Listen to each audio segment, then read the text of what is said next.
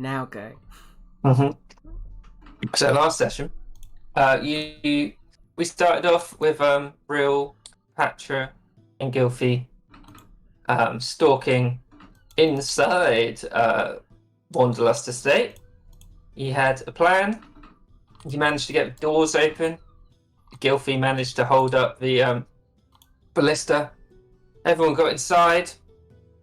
It's pretty hard going at some points, but eventually you managed to take everyone out, and you were confronted by the first mate of the Pearl Crackers, who sort of held you up outside of the front door.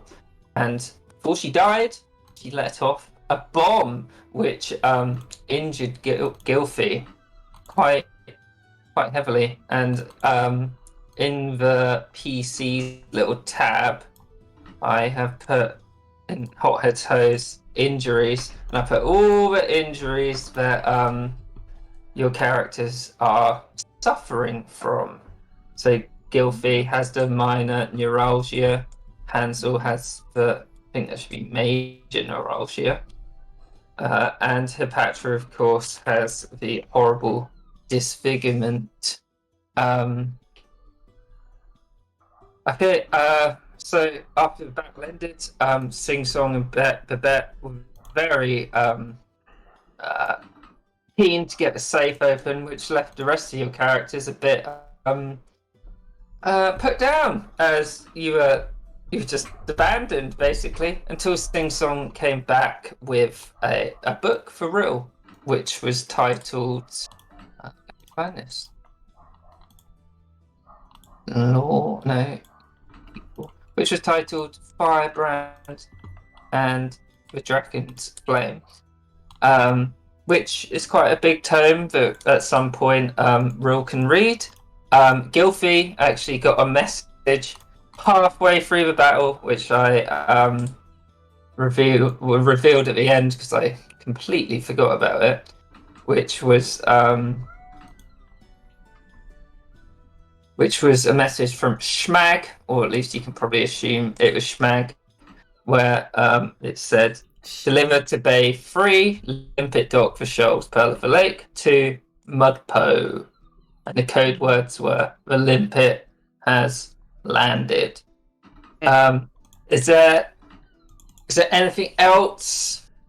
Anything can remember that I think was quite important from last time?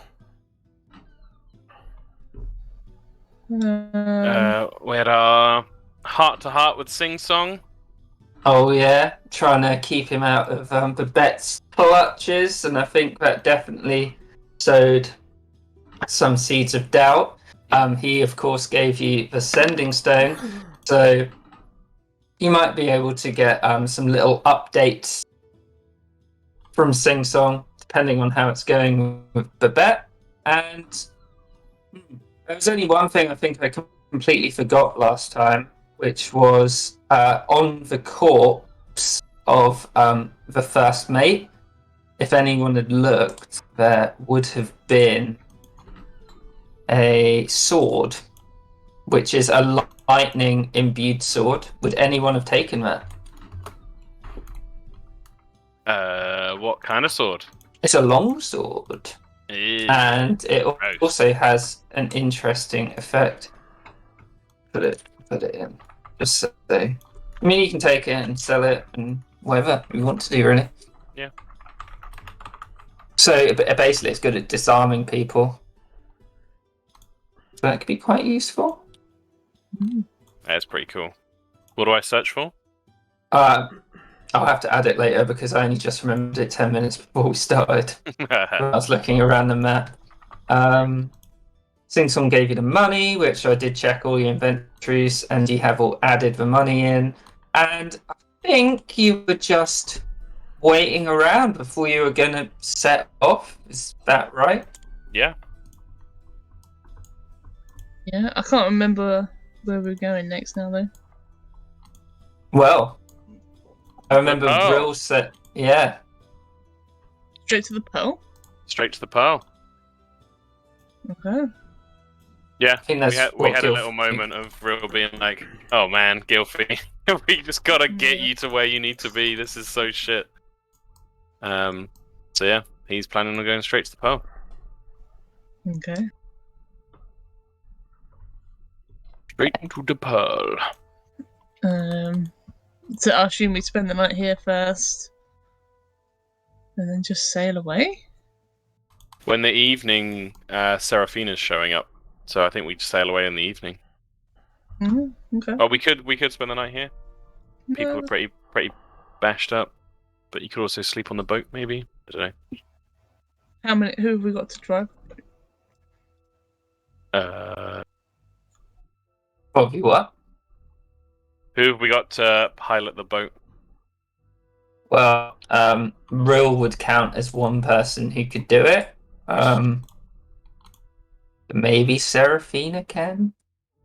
Great, I'll give it a go. Yeah, you can all give it a go, but it might be slower going. Yeah. Can Hipatra sail, or is it just real?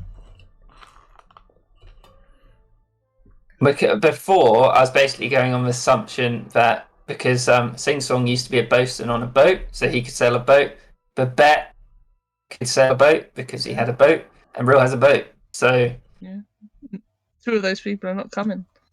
yeah, Fine, I'll teach you chumps. Yeah, I think Okay. I think we should sleep because I got 1 HP. Yeah, I've got 3. We can take a short rest. It's entirely Rill's not against staying here necessarily. He just needs to talk to Seraphina when she shows up. I've also only got 1 rage left. and yeah. Mhm. So your boats are also at the jetty as well. Mm. Very true. Yeah, Rill's just waiting for Seraphina, I think. We can't bring the boats up here, can we? Because it's all narrow. Although our boats are quite small. No, you could bring your keel boat down here. Yeah, and so at the jetty there is a damaged keel boat which those guys came up and attacked you on, and there is the Radiant Wing, your boat. One was in dock and the other would just had a Greta Freever anchor down, I think, so it might just be sitting there. Rill might head back down there then. Try and fetch the old boat. Okay. Oh god, is this bosun still alive and just here? Yeah, yeah. Oh, fuck. He's tied up. She could pilot the boat. There you go. Problem solved. Definitely. While we're all sleeping. You can buy her loyalty. She's a pirate. Buy her loyalty with money. And we've got quite a lot of it now. Mm. Yeah, how much should I- Babette have in his money now, Kieran? I'm keeping there's that massive vault of money. Yeah. So when we do the thing on Monday, okay. it's quite a bit. Yeah, I'll let you know. Cool. Yeah, so you can ask the bosun if you want her to pilot the boat or not. Not just yet. I've also noticed a little item in my inventory, Kieran. Which is, oh yeah, don't look at that yet. I'm going to introduce that later. Okay. Yeah. Then I'll bring it up at a certain point. I think Rill will head back down to get the boat. Is anyone going through? I don't think so. I only got 1 HP, so. Yeah, he'd encourage people just to sit and rest. Okay. It's not. It's like a couple of hours, right? It's not that It's far. about an hour, Yeah. like maybe less than an hour. I'll just go get the boat. And in fact, he'll probably try out his fancy new cloak on the way. He'll swim Ooh. down the river with his cloak of the Mentor. Very nice. So I will Very take good. you over to the jetty because there have been some things. Well, there's some stuff as you approach it. So, Rill, you can put your take in there. So, hit me Would with it- another ping. Or anywhere, like here. So as you approach the jetty again, you can see the pirate's keelboat, which is basically just anchored in the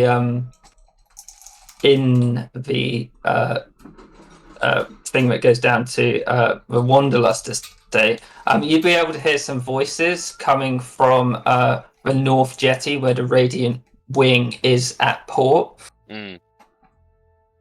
He would be cautious unless he recognised the voices. You would recognise the voices. One of them would be Meredith's.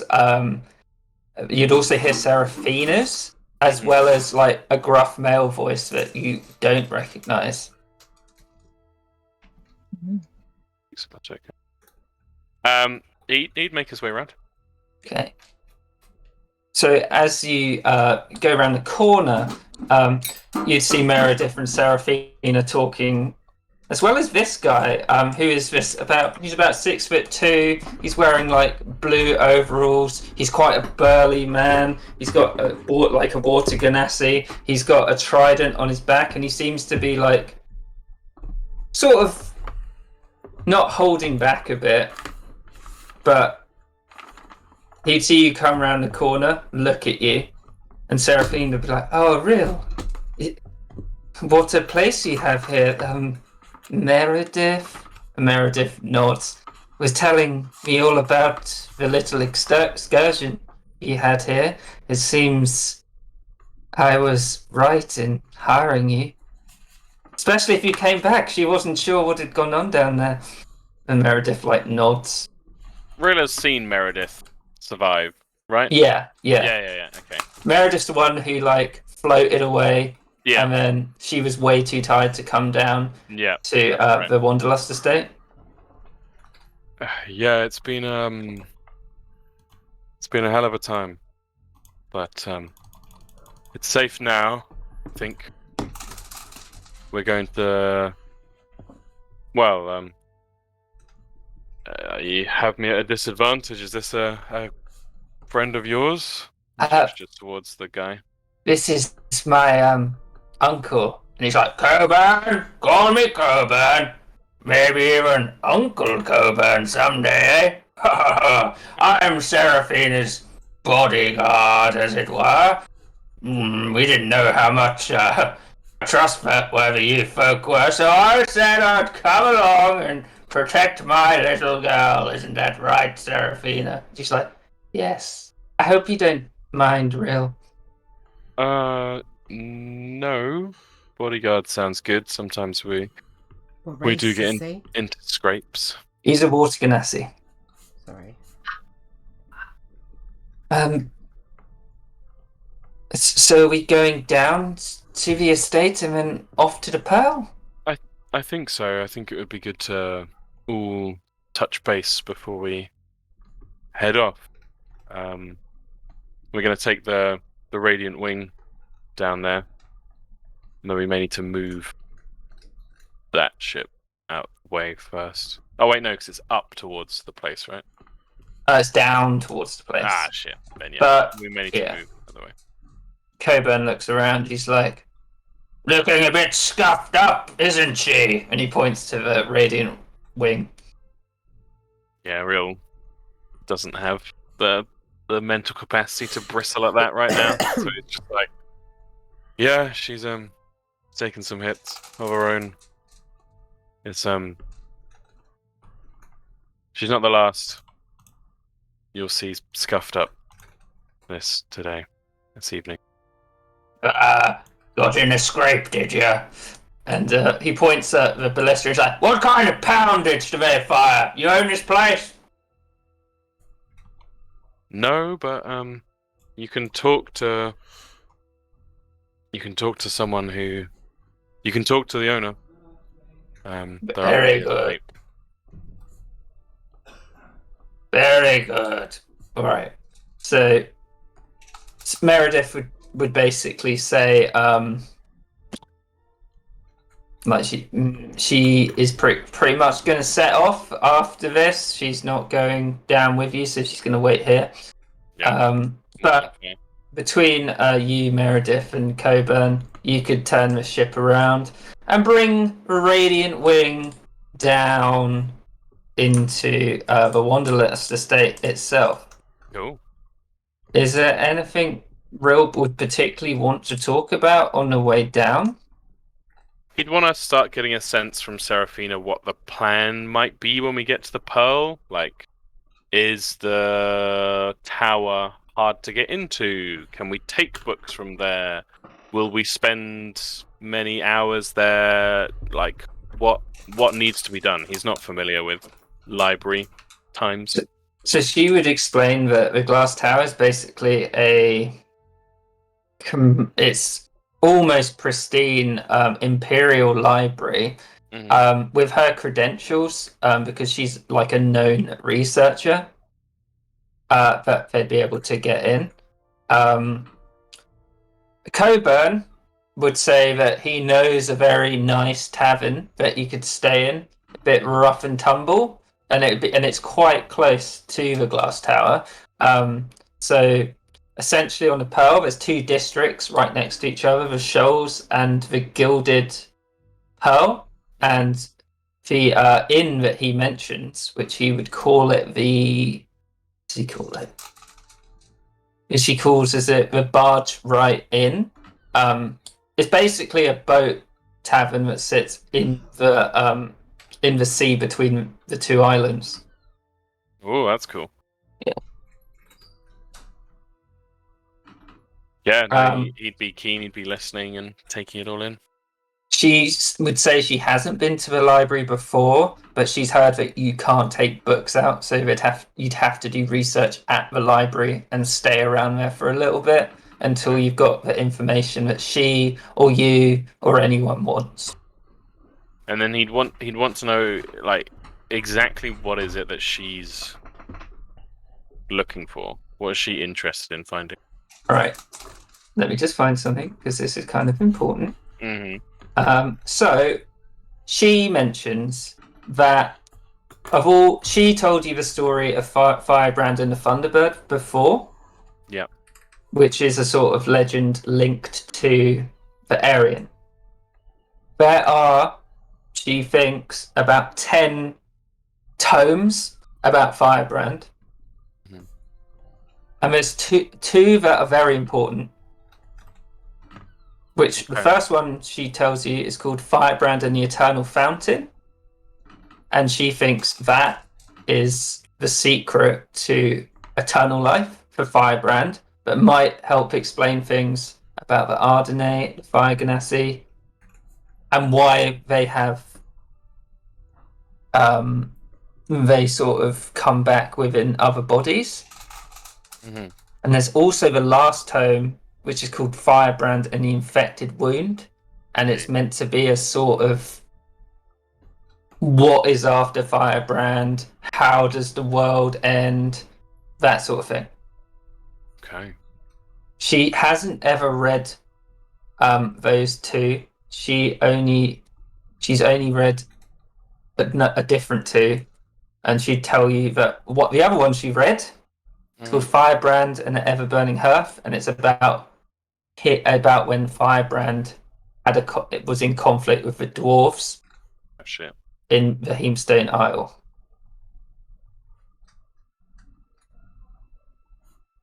Okay. Yeah, Rill is like struggling to take it all in. He's never done like dedicated scholarship anything before. So he's just like, But and as an academic, she'd just be talking about it like she thinks you know. Yeah. And you'd get a lot of looks from Coburn like, I don't know. As you're talking. You probably bond a little bit with Coburn over that. But, yeah. The Infected Wound was just about the world ending, and well, did she give an impression of what else it was about? So Firebrand was known. He went to this place called the Wound of the World, which is basically this massive tear in the land where when Divinum died, he let out this sort of, I don't know what you call it. He did it out of spite, and Oh, okay. People think a lot of bad shit goes on in this place. Like if I show you the world map, because everyone would be sort of aware of this place, but no one goes there because it's ridiculously dangerous. Can you see this place over here? Yeah. Doesn't look very nice. No, it doesn't. So but they think Firebrand went there. But of course, you know from Pelagia that Firebrand died about 15 years ago. Mm. So yeah. So after this little tirade of information, you'd eventually pull up the Radiant Wing at the dock of the Wanderlust estate. Mhm. And Seraphina and Coburn would look out. He's like, "Wow, you really did a number here, didn't you?" He points over at his bodies. Huh. Yeah, there were some previous tenants who weren't keen to leave. I do think in the time he's gone, because that would have taken a little while, right? It would have taken about an hour, yeah. Greta, About two hours. I think Greta would have been trying to gather up the bodies and then burn them in a big pile. I doubt she'd be finished, but like 2 hours is probably not Yeah. enough time to get that all done. But she probably And tried to get- make this area into a little bonfire of bodies. Yeah. I say most of the ones within the forecourt you've dragged over there. You haven't like dealt with the ones outside yet, but Yeah. Gilfy would have just splayed out in the grass. Ouch. Would Hansel. Yeah, Rill would lead people along front and in if the gate's still open. yeah, I imagine it would be. Then yeah, he'd lead them on in. The Seraphine would be looking around this pile of like smouldering corpses, and Coburn would let out this big whistle. He's like, "It's like a muddy, like the muddy wugs all over again."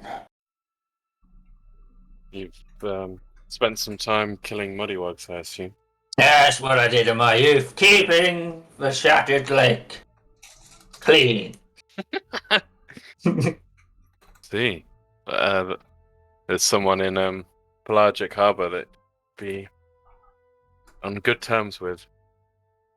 Yeah, well, I'm past all that. I'm just Seraphina's uncle and bodyguard from now on. But I've never been to the Pearl, not since my youth anyway.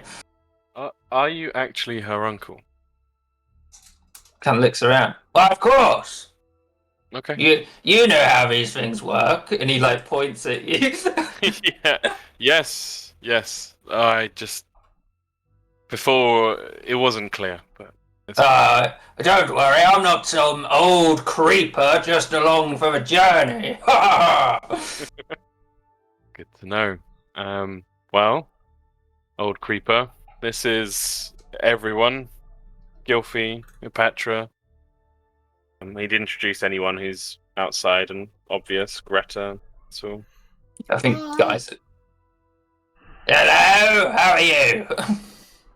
Not bad, thanks. You said. You're looking in pretty good shape, considering. She just kind of gives him a nod. Kind of looks at Rill. He's like, "What are we doing? We staying here for the night, or are we heading off now?" Oh well, I think that should be a decision for everyone. What do we think, people? This is the group that will be traveling together. This is Uncle Coburn. He's Seraphina's uncle and her bodyguard. If you didn't meet Seraphina before, she was at the fancy place. The Sweet Retreat. The Sweet Retreat. Mm, And remember. she's interested in Firebrand, learning more about Firebrand as well. So we're gonna go Seraphine. to the tower and the Pearl and learn what we can. I've definitely met you before, Gilfy. I wouldn't forget you. I think I remember you from Sweet Retreat, actually. I think I mentioned you to Rill. It looks like you've had a time here. I wouldn't blame me if you forgot after whatever happened. Yeah. Your Well, I hair's heard- hot as fuck. Yeah. Like literally. Thank you, I suppose. Aw. So we need to think. if you trust them, real, we can go now. But I don't know how much use I'm gonna be on the boat. Yeah, if we feel more comfortable going in the morning, that's not a problem. I'm sure we've earned a night in Cassadell Moneybags. Okay. This is Geyser's estate, yes. Yeah, not that you'd know it. Kind of looks around. So, well, I guess he'll come out when if he feels ready. I guess we should go find a room if we're staying. Yeah, we might as well Mm. head inside and kind of stinks out here. Smoke. Hmm. Let's go find somewhere to relax and settle in. Hmm. I think Gilfie notably does not fly over to the door. Just kind of winces and hobbles over. Ah, owl waddle. I love owl waddles. Me too. But yeah, inside. So yeah, Will would try and find. He isn't trying to find Babette or Geyser. He's just trying to find a room where there's enough seats or whatever. Yeah. Maybe he'd pull the seats from here into the one beneath it, so everyone's got chairs and what have you. So yeah, you're sort of camping out in this room. Yeah, maybe drag some beds in or what have you. Just make a big bugging nest, Luke style. Do we want to take a long rest and then do the goodbyes in the morning? Yeah, I think so. Yeah, that sounds Yeah, I good. think so. Yeah. Okay. So you can all take a long rest without having to do anything because that letter that you got last time sort of said it's going to be a few months before anyone comes back. There might be an explosive boat coming at some point, but I think that's a problem for another day when you aren't here. Amazing. Long rest. Alright. There is one thing that would happen in the long rest.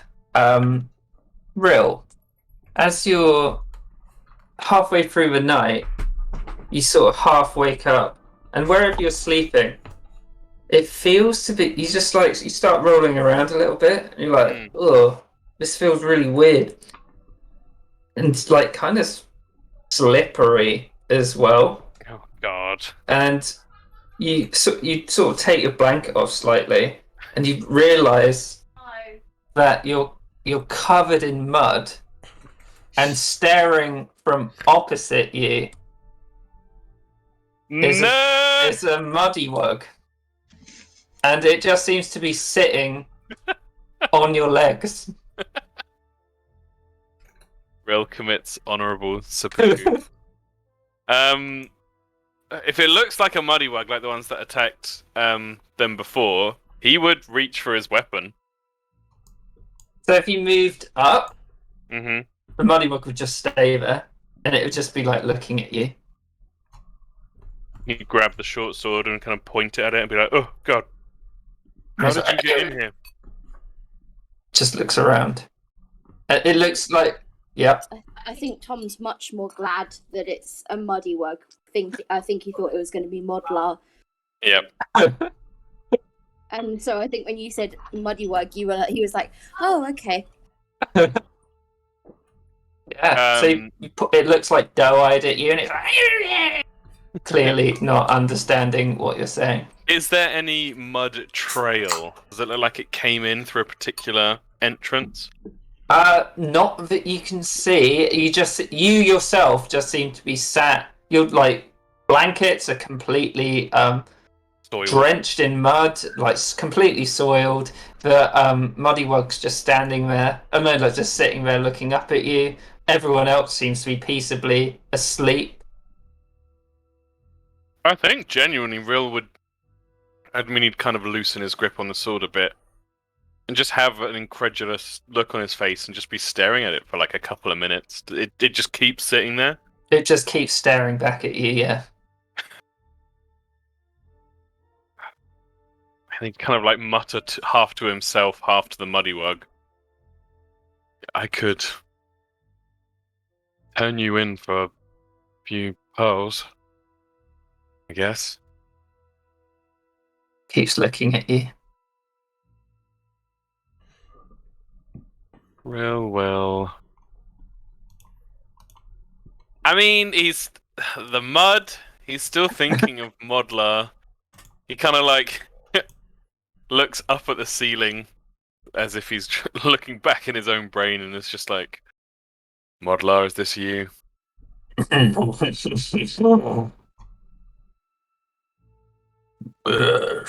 Oh god. You do notice that the mud around you at this point doesn't stink. Oh. So Oh. if you sort of leant over and was like, at the Muddywug, that smells really bad. Oh. The stink has an avatar. He'd be like, okay, not 100% getting the message, Modlar. Is this your champion? Okay. Huh? A gift. Oh. Okay. Hmm. Do what you please. All right.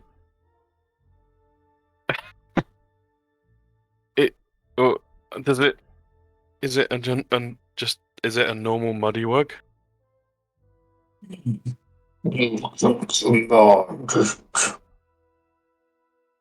Hmm. Can I? Is there any way I can talk with it? Does it understand me? It understands you, Okay. cannot understand it. Oh. Okay, I guess I can work with that.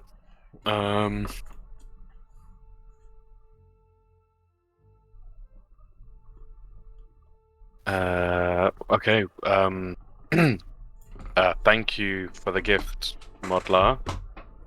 Do well, my champion. Try. I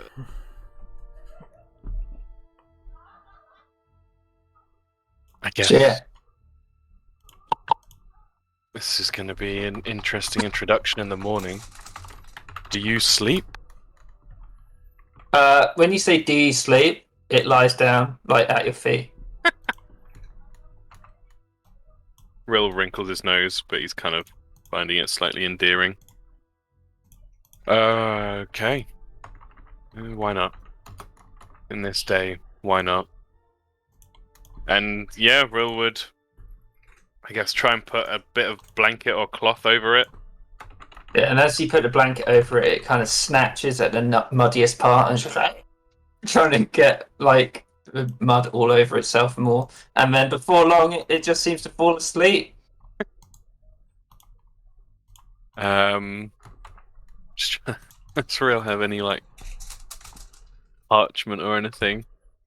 I need to write a little note that says "Do not kill" and put it on top of it.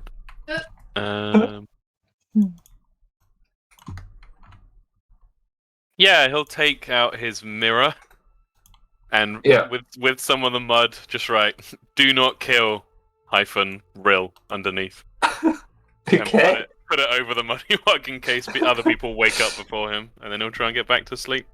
Okay. Yeah. So you can all take a long rest, and I'll just explain something now. There should be an item in your inventory. I thought all the god blessing stuff got a bit too out of hand because I couldn't keep track of it and all that stuff. So what I've done instead is so where is it? With these blessings, I've taken the 5 gods that I thought were the most important / the ones that you interacted with the most, and all your party. There's 5 gods, 5 out of 5. Everyone in your party gets these things. So anyone, because you really liked Brian Bulling at will, you can admit a 20-foot dim light. Nice. A thing, which is Gilfie's thing. So during the night, all players have a plus 10-foot flying speed if you have a flying speed. Oh, But at the moment, that only benefits Gilfie. Senex, everyone's got advantage with fishing tools and survival checks on the lake. nice. Requigness, which is the little fireplace guy. You have resistance to spells which have fire damage. Cool. And Modlar, you got being blessed with this little guy. Bless. So, yeah. With the Ving, I kind of like the idea that from Gilfie, she can give people like a 10-foot flying speed, like a real slow lift. Yeah, You know? I like that as well. So, yeah, Gilfie can do that. But you can choose one person per night. Okay. Cool. Right. So you all awaken in this room,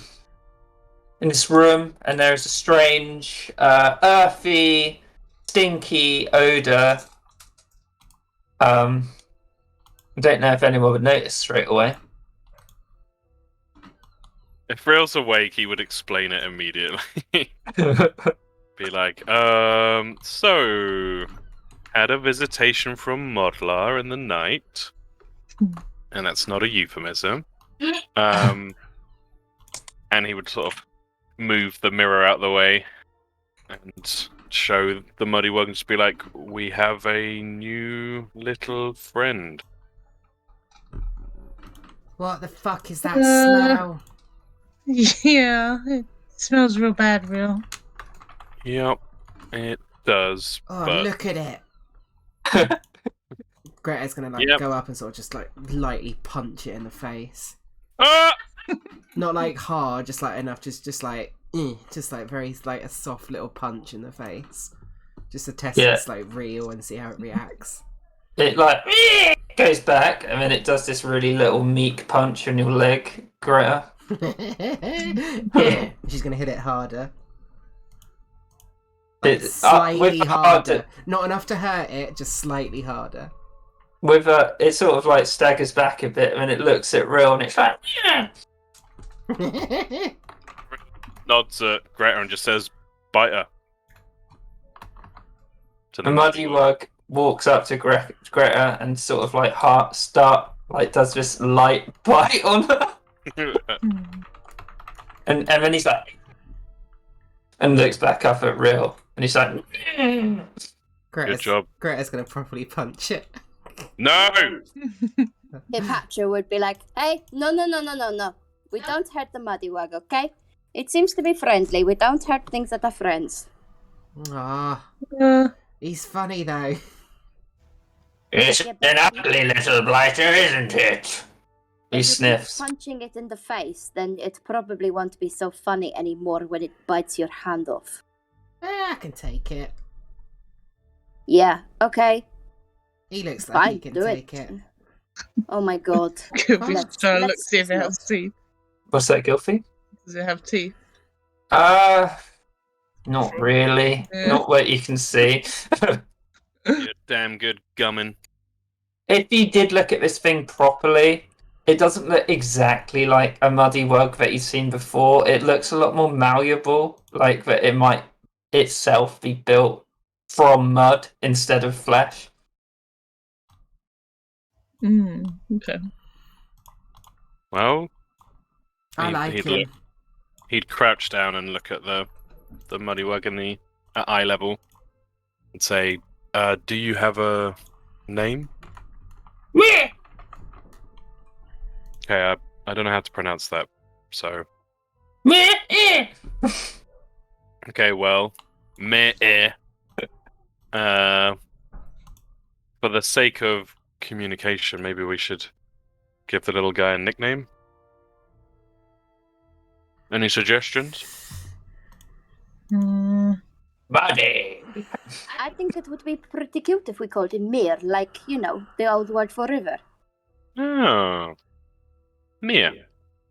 I like it. It sounds like what he's saying anyway. Yeah. You like that? Mia? Looks at you. She's like, meh. I love this guy. He's got the right kind of attitude. I was going to Mir, suggest can you punch give us the face. signal for... Oh my god. Can you give us the signal for yes? Bullywug just looks at you. Can you give us the signal for no? Just like it just keeps staring at Hepatra, like completely dead-eyed. Sounds like me this afternoon when it was really boring at work and people were like asking me questions and I was like having to uncross my eyes and be like, sorry, what were you talking about? Do you understand what I'm saying? Just looks up at Rill. Oh my god. It might be the case that only I can talk to Mia. It says on there, give order. I want to play. People can't hear you when you talk and you're muted. Rill would say, I want to play with the muddy wug. Try punching it, it's funny. I'm not punching the muddy wug. Why not? Because that's really mean. You're gonna hurt it. You don't punch it enough to hurt it, just punch it enough so you feel its mud on your hand. It's kind of smelly to get mud on your hand, though. I also don't like hurting defenseless creatures. Sorry. Yeah, it doesn't have any weapons with it, I'll say. It's kind of just a big mud blob that looks like a frog. Yeah, Tom, it says the party have been blessed with a minion of Modlar, so it's not just you. I'm not assuming anything, I'm just reacting to the RP that's happening. If Rill looks at it and says, okay, little guy, can you raise your left arm for yes and your right arm for no if I ask you a yes or no question? He just raises both arms.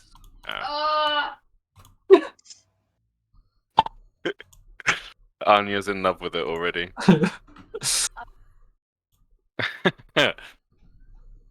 Alright, well, maybe we can work on that. But I don't think the addition of Mia really changes anything. I want to head out as soon as possible. Towards the Pearl. Okay. Any objections? Nah, No. it's cool. I guess we should say goodbye to Babette. Yes. Yeah, we should. Geyser, Rosina. Yeah. And we have to think about what to do with the bosun. We haven't had a name from the bosun yet, have we? No, she hasn't told you. I mean, Babette can handle her, right? She's here. Do we want to leave her in Babette's hands? I guess not. I mean, she's restrained currently. I'd feel better if we took her with us, made sure she's fed, and if we feel like we should drop her off with PDF, we can. Though, Yeah. know. that could go either way. Or if we could win her around, maybe she could be useful on the boat. Maybe she can take over for your shifts, Rill. I think you're the only one that knows how to drive a boat. Maybe, well, except for Seraphina, maybe. Or Uncle? Yes, I can give it a go. Used to be, not a first mate, but something like that. Yes. Okay. We just got dropped off on the way to Urania, didn't we, Seraphina? Yes, we thought it would be, well, we just thought of a jetty and then we could go, but this works as well. Well, I'm glad we succeeded here, or you might have had an interesting experience being dropped off. Yeah. Hmm. It would have been fine. All right. I'm really struggling with the urge not to punch him. Well, just punch the floor, or I want A the wall? texture of mud, though. well, he's not your punching bag. I know, but it's just so fun. Well, I'm gonna go talk to the bosun. If any of you guys want to fetch, see what Bet and Sing Song are doing. Bring him downstairs, maybe. Yeah. We should eat something before we go as well. Yeah, you'd have to use a ration. Oh. Because this house looks pretty cleared out, which you could probably tell from the horrible state of those pirates, like the ones you saw yesterday. There isn't much food here. We may be in. Oh, I've got 6 rations. I've got 10, but I just ate 2. One for Greta and one for Hansel. I have Mhm. none. Does Mia need food, Kieran? No, he's a blob of mud. Yeah. Well, I've Sure. subtracted 1 for Rill. I don't know about anybody else. Seraphina and Coburn have their own.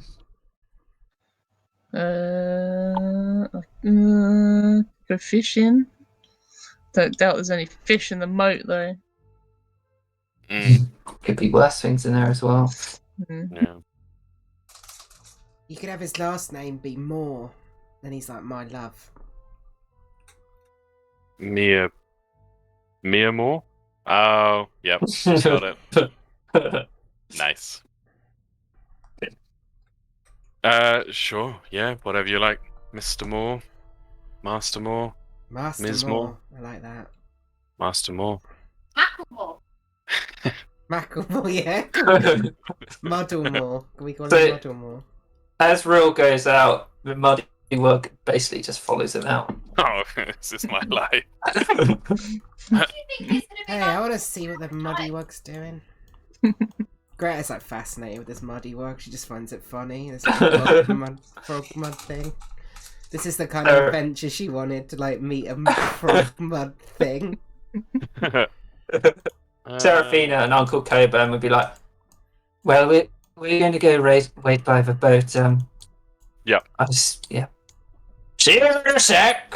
And You got As they sick go- mustache, by the way. cheers, love.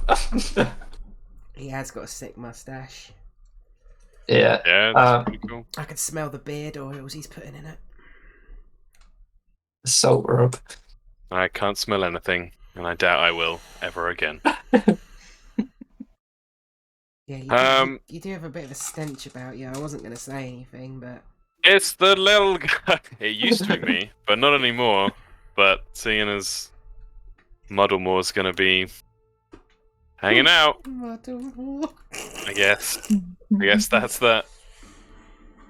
Does he just like have little ploppy feet walking along, just little mud feet? Yeah. So as he's walking out, you can just see these tiny little frog prints just going throughout the house. I love him already. Yeah, Just he's- imagine Rill's hand holding his little hand as he's walking along. Come on, Muddlemore! Why am I picturing like a mute, muddy Mike Wazowski? With one big eye. I think anything's But- possible with Muddlemore. So I think out in the courtyard, I imagine guys Sing Song, Babette, Little Nub, Crot, Babette like pointing out things that he wants done with it. Would that be right, Natalie? What was that, sorry? I blanked out for that. I can imagine Sing Song, Sniper, and the gang out in the courtyard, sort of like Babette pointing out things he wants done with the place. Oh, yeah, definitely. He's like, Yeah.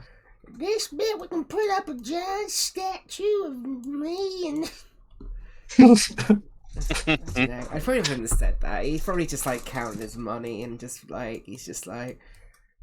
Yeah, he is probably just going around and talking about plans and stuff. Yeah, and guys who would be like behind him with a big long scroll, just writing down stuff like, "It's a good idea, boss. Yes, yes, yes." Good. Yeah, he wouldn't ignore them. Rel would say, "Good morning." Morning, sleepyheads. You missed out Good morning. You missed out on the breakfast. Oh, what did you have? Sing Song cooked us up some nice fish from the river. There's some left over if you want it. Sure. Yeah, that'd be great. Thank You could take some on your little journey with you. Yeah. About the journey, we're gonna head out in a second. We're all ready to go. Are you going on your Um, vacation, are you? We're gonna go make sure Gilfie's parcel gets where it needs to go. Well, I suppose you earn it. Gilfrey like winces up closer. Just like, yeah, we're gonna go to the pub about. I assume you don't really want to come. Yeah, no, I can't go there. My enemies, it's too hot for me there. No, that's okay. I guess it was nice to meet you for now. Maybe we'll see each other again. Well, you're just going on vacation, right? And you coming straight back. Guys would walk up and say, "Don't worry, boss. I gave him a sending stone so that we're always in touch." Maybe for a visit, maybe one day. What are you saying? I thought we were the real frogs. I thought you wanted a little break after we got Fort Babette underway. I thought we was gonna make this house a home. No. It doesn't really No. feel very homely. Yeah, that's because we haven't put the billiards room in yet. And then he kind of looks to like little Nub, like, write that one down. Yeah, little Nub just like nudges guys there and he writes it down. We were the real frogs. You were just a toad. Rel cracks a smile at that. Look. That's not very nice. Neither are you. What's your point? Well, what have I done? We just got this place. I thought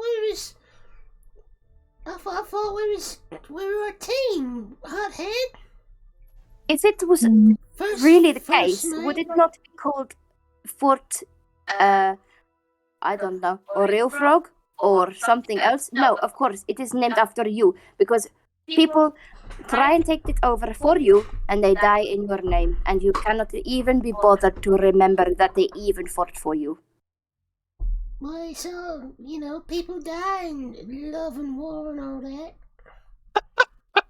You're selfish. And I don't say shellfish. I ain't no shellfish. I'm a low kefir.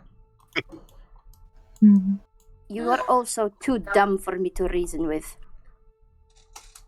First mate, what? You don't agree with her, do you? Mr. Patrick's she's always angry and get mad at me for no reason. I literally am disfigured because of you, but okay. That wasn't me, that was because of Hothead.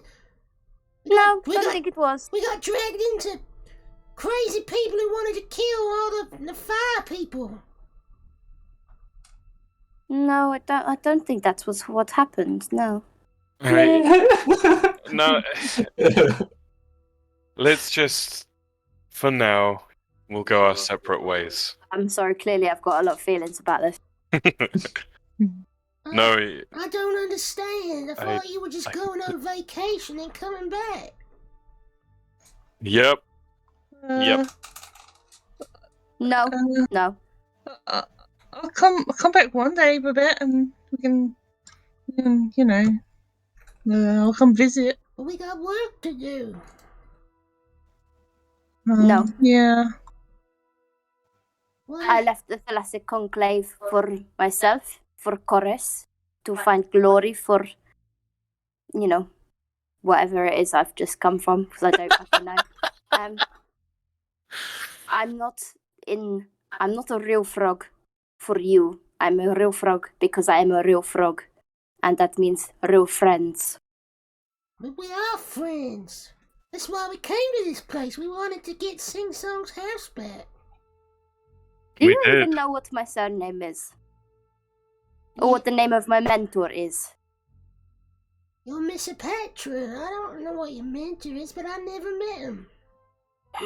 I've mentioned them often enough. I mentioned them literally just now. Yeah, but you speak real fast. Trot's like, oh, I'm just gonna go over there.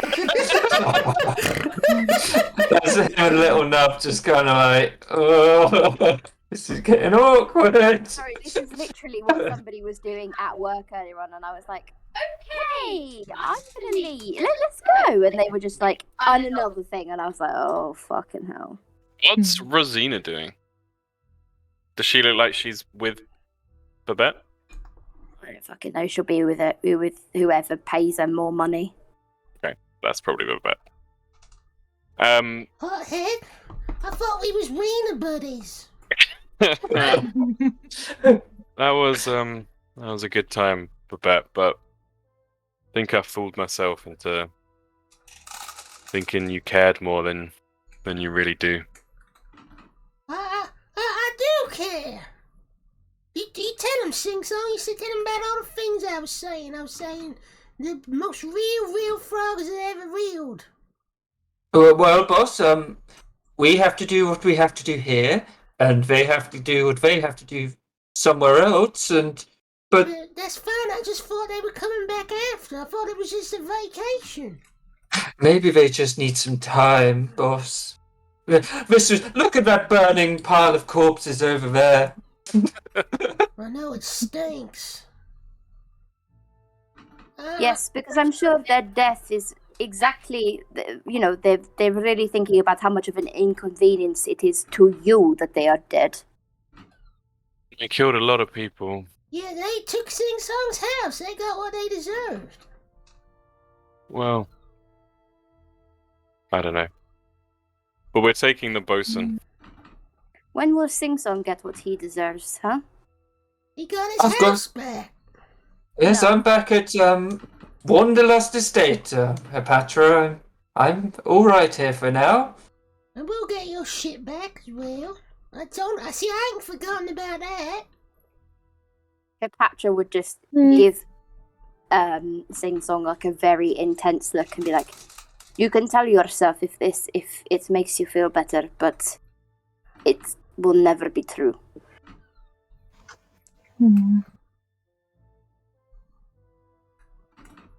Kind of looks down, like, It's just one group of pirates that has taken over from another. Don't let him take everything from you, just like they did. I'm your friend, Otherwise- Sing Song. She's saying horrible things. you don't have to worry, boss. I'm staying right here at home. I need a break. This is all a lot. I just want to be at home for a bit.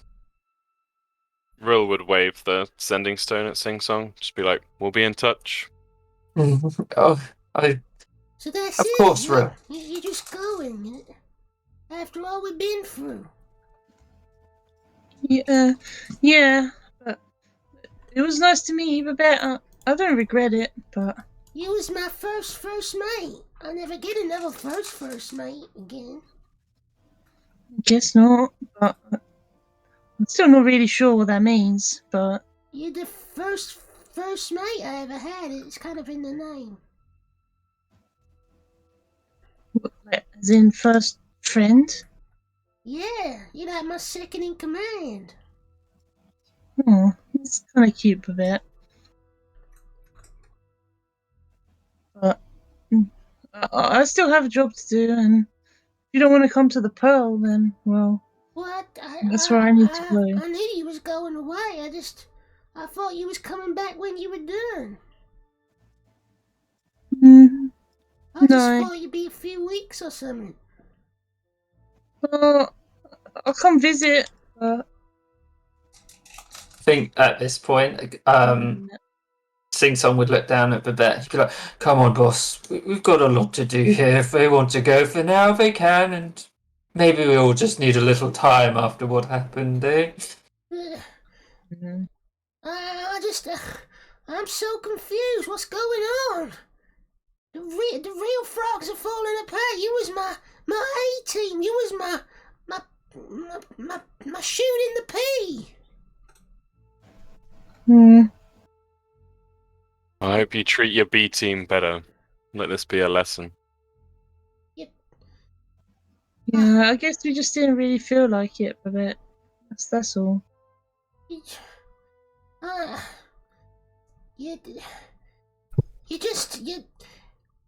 My enemies got to you, didn't they?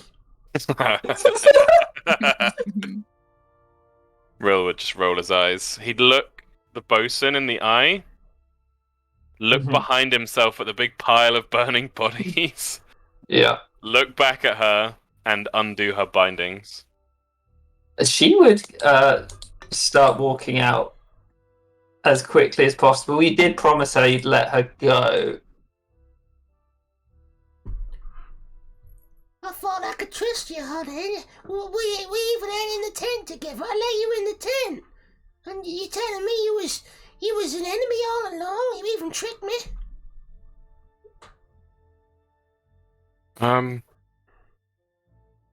No, Babette. But when we tell people something, it matters whether we follow through on it or not. I said I'd let her go. Though I may have forgotten that I said that. But I'll stand by it. I don't mean that. She can go anywhere she wants. I'm just... you just... Babette, the bottom line is we don't belong to you. We've got a job to do. You couldn't come even if you wanted to. You're worried for your safety.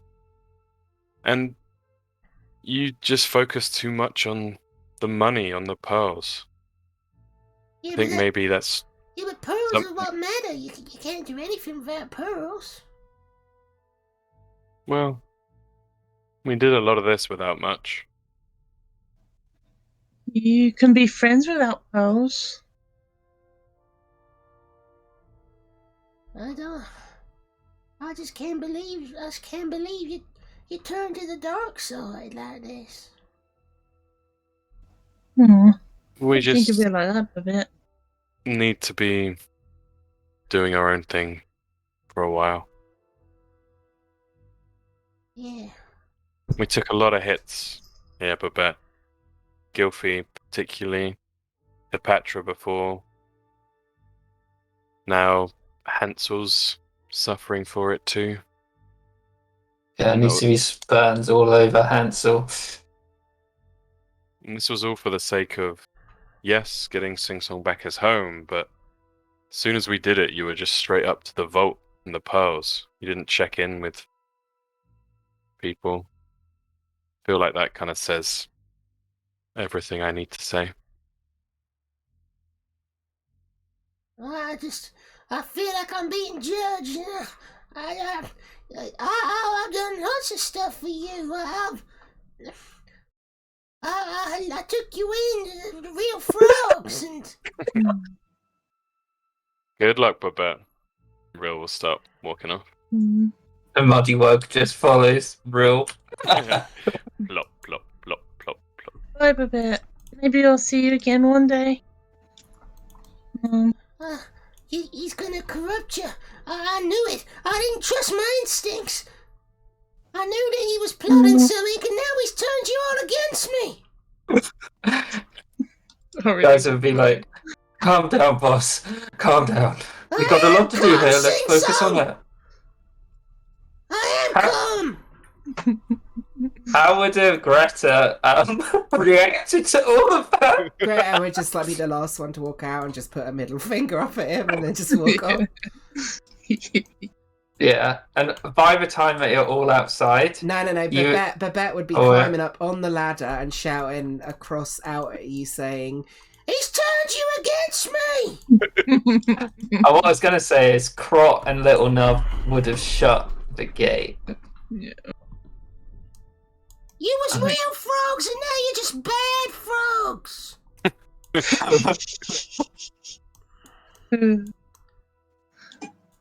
Yeah. Gilfy just follows you, Real. She kind of looks over at you as you're walking up to the boat. So I kind of feel bad though. Yeah? Even. Yeah. How come? No. Just kind of feel it, you know. You feel bad because he made you feel guilty. Exactly.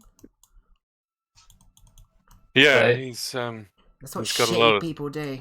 he's got a Yeah. lot of talk to him, Gilfy. Yeah, I wouldn't pay too much attention. If you say so. I kind of So- miss the early days were better, at least. It was fun. Yeah. Nice funny. making new friends. Yeah, It's a shame. sing songs there, and we can come back if we want to, but you've been You see in the Fighting distance, and- like, you'll never be welcome back! you've been horribly injured, Gilfy, and shed Yeah. blood and all these things you probably didn't expect when you left the No, Aryan. I really didn't, to be honest. and you've just been patiently waiting while everyone else has done their stuff. It's time. It's time we got your job finished. Aw, thanks, Real. I guess so. I feel like that speech would have had a bit more impact if Muddy Moore wasn't here, sitting on my shoe. I thought that was the best part of it, personally, but Yeah, he does smell a Don't bit. punch him. it's not even because he's like And punchable. It's just how it feels. I 100% get it. And I can feel the urge myself now, but I've just got this horrible feeling if we keep doing that, something bad's gonna happen. Right. It's just like getting a hand massage, you know? I'll get him to chuck a load of mud on a plank or something, and we can go to town. Yeah, it wouldn't be the same. I'll deal with it. Is the pirate bosun here? Yeah, she went off to the boat. Well. You looking to join our expedition? I was hoping that you could drop me off at Full Sail if you're going that way, or even Urania. Yeah, we can do that. Look, I've seen what you did here. I'm not going to be telling anyone what happened. I'm going to be getting as far fucking away as possible from this place. Hope the pearl crackers never find me. Yeah, I believe you. Things look like they were going bad already before we dropped in. My name's Cascadia, by the way. You did- Real. Oh, thanks for not killing me, I guess. Probably did me the best solid I could have hoped for in that whole situation. Yeah. Hopefully you can make a bit of a fresh start, but for now, let's get moving. Let's just say my days of pirating are over. So as you get to the boat, you can see that Coburn's on the boat. And he's like, "Let's get this ship safe!" And Seraphina's on it as well. And he's like, "Oh, land lovers, you ready to go?" Yes, Coburn. Here's the What? captain on this vessel, then. You. He points at you, Rob. Funny if he just started calling him Yeah, hothead. everyone. Coincidentally. That would be weird because he's got a niece. Yeah, true.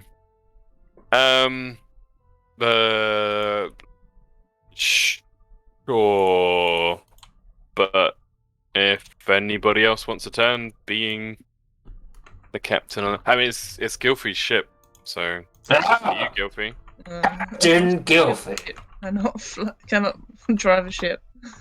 You probably know better what to do, Real. Go ahead.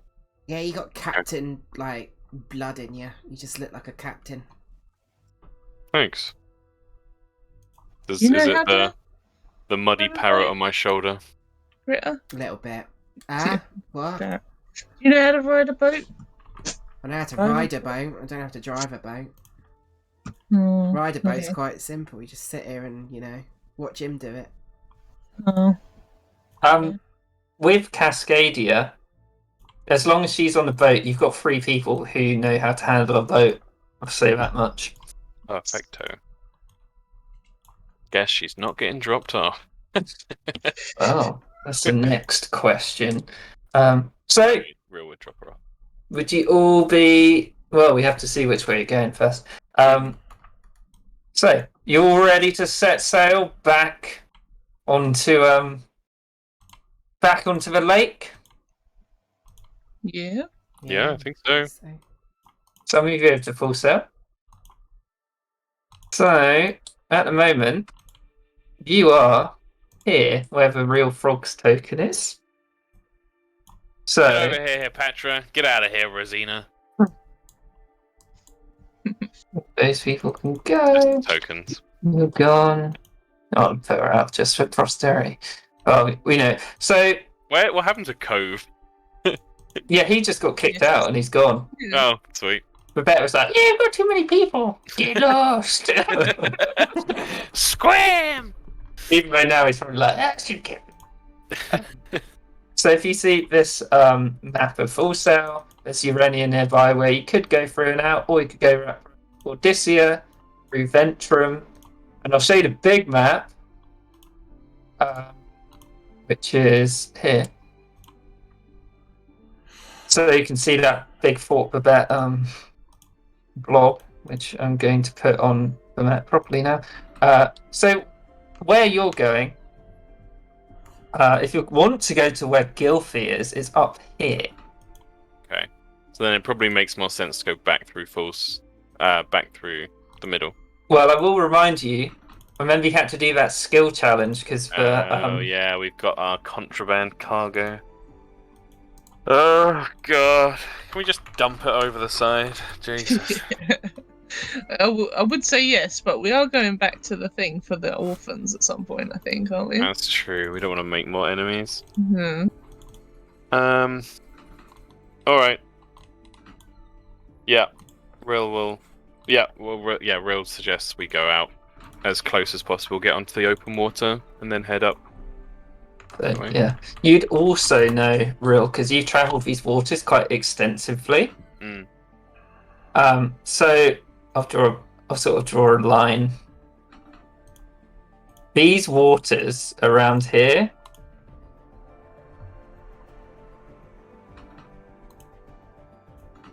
You see that? Yep. They're probably the safest waters in like the whole of the lake because the Shell is a massive military base. God. So, and this is the Pearl, so it's very well guarded by boats. Okay. So you probably think it's a lot safer traveling through those waters as well. Okay, sweet. That picture of Real is insanely good. The emo hair. Cool. Then yeah, that makes more sense then. Although hopefully we don't get stopped by a fucking patrol boat. But yeah, I think just head out and then head up. Get to where we need to be. So it is about 50 miles. Mm-hmm. So, and your boat can do, because you're on the boat, you can do, what was it, 24 miles in 8 hours, 16 hours. So you'd probably, if you left now, you'd get there like in the early morning of the next day. Cool. Perfect. So, yeah. So if you're going out, as you're passing through Urania, which is, I'll remind you, so you know this. Where's the location? So Urania, it's mostly mussel farmers, vessel rights, and everyone would know this. A vessel is basically a submarine, which are very expensive and they can go under the water. They're used for traversing places outside of the Shattered Lake because there's a lot of storms. Mm-hmm. So they go underwater and it's fine. There's a lot of warehouses. There's a few sort of like military groups who are based there. But there wouldn't be anything too amazing as you go through this place. The only thing I have to do is roll this little dice to see if you're going to get checked on the way. Hey! And you don't. Hey! So you pass through Urania, which is a lot smaller than the place you came in through.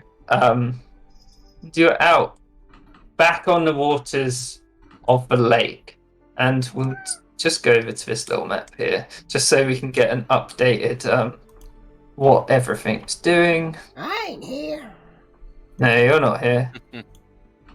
So I ain't part of these traitors. the bugger boat is back with the bet. Do we have Bubbles still? Where's Bubbles gone? I think Bubbles just kind of following you. I think he stayed at the jetty. For some reason, Kieran, I thought you were going to say Bubbles died of old age. Bubbles dead now. So you got the Muddy Word. Between Bubbles and Muddymore, we've basically got Upper and Momo. You actually do. So good. And Uncle Coburn. Fucking muddy Momo. Yeah. I'm this close to just calling him Momo. Yeah, just call him Momo. Momo! So this is essentially your whole party now. Uncle Coburn, Hepatra, Seraphina, Rill, Greta, Hansel, Gilfie, Muddymore. And you got Bubbles and the bread boat on the side. This whole journey, it's in like a blazing sun. It would be it'd be very, very, very hot. And somewhere in between your journey of traversing the lake up to the Pearl, there'd be one point where you're probably about halfway. Actually, what did you do with the bosun? Dropped her off. Okay, yeah. Sorry. Yeah, she's been dropped off.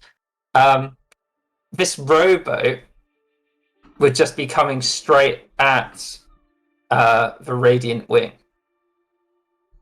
And if you're looking out, you can probably see that it seems intentional that this rowboat is just coming straight at you. Where is this from, sorry? So as you're traversing from This is out on the open water. this is out on the open water, yeah. Jesus. Okay. It seems like it's coming straight for you. Yeah, Rill would be looking over and just be like, am I going mad, or is that little boat making right for us? Coburn look over the side and be like, looks like it, bit of a maniac. Who's in there? People can do perception checks if they want to try and just to discern what they see. You can't really make it out. I feel like Gilfie's not looking. Just kind of trying to rest still. Yeah, totally fair. I got an 18. Okay. I'll give that. Greta, it appears to be, from what you can see, a very emaciated Locatha in a rowboat. What is that? It looks, he looks a bit skinny. Okay. It's definitely not your, arsehole boss. But it's one of his kind. Not... I mean, still strong enough to row a boat at a decent speed. I'm just saying, he looks like he ain't eaten a week. Should we bring the boat to a stop, Captain? You guys sounds like you might need help. Yeah, we should. Let's do it. Okay, so as the boat comes to a rest, the little rowboat's getting closer and closer. And at this point, Rill, Greta, you don't recognise him. But as he gets closer, Rill, Gilfie, Hepatra, you see someone who you have seen before out on the lake. So I'll show you who it is. Wow. As he pulls up his little rowboat. Oh, my favourite! And So it's not his lovely... He was in a nice ship before, wasn't he? Yeah, he was. Yeah. I love this guy. So he comes straight for you, and when he gets closer, he's like, "Ahoy there!" Ahoy, friend. You're in a different vessel to when we saw you before. Peers up at you. I haven't seen you before, have I? Yeah, you sold us some potions. I've got one of them. That's what I do. I sell potions. Yeah. Right. I didn't know you were out here. I just Yes. Do you want to see my wares?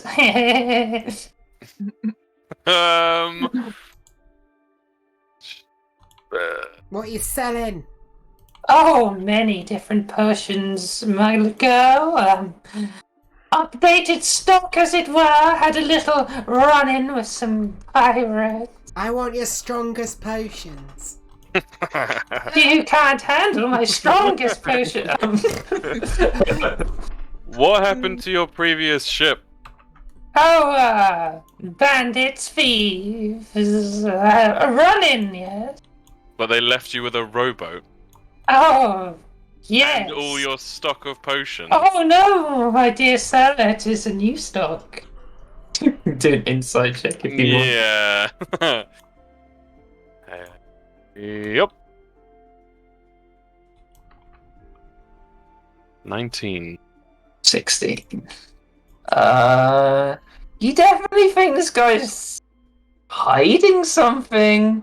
It seems very weird that he just came straight for your boat and then pretended not to know who you were. Yeah, you're not coming on board unless you tell me what's going on. Oh, I just thought you wanted some potions. And he there's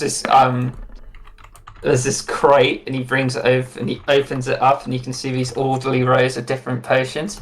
I had a feeling you might be around these parts, yes. Yeah, that's not good enough.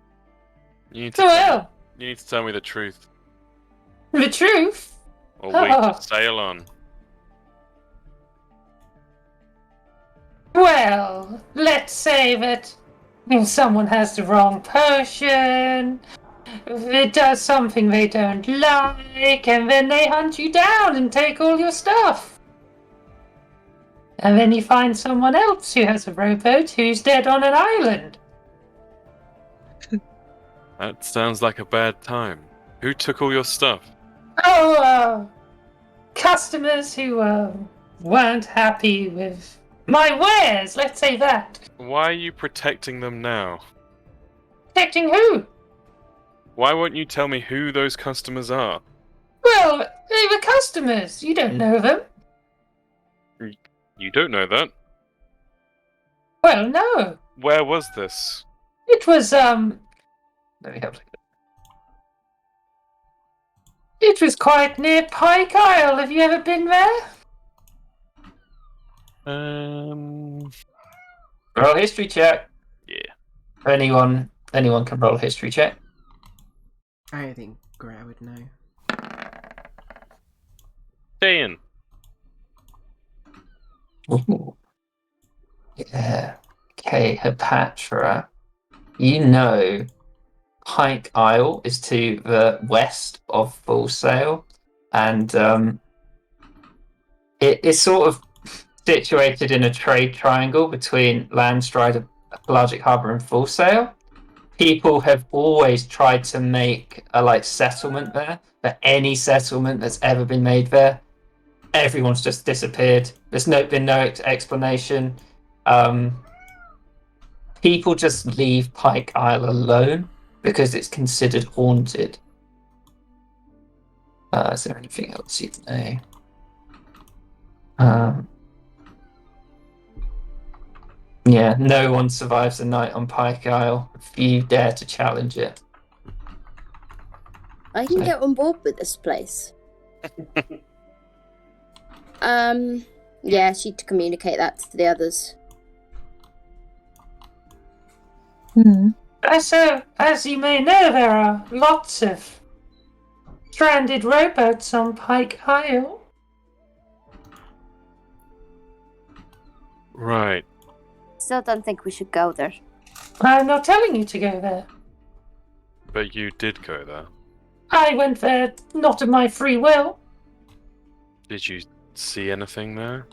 A There's a lot lot of of stories. flowers. Poisonous flowers, which I did harvest some for my potions, but I was only there a few hours to find the boat.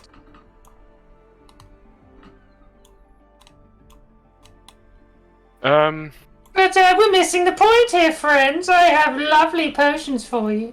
Yeah, alright. You can come aboard. He sort of like climbs up the rigging with this massive chest under him. He's like, trying to climb up. Rill would help him. No. Hey, you say I've done business with you before. Did you enjoy the effects of the potions I gave you? Well, fantastic.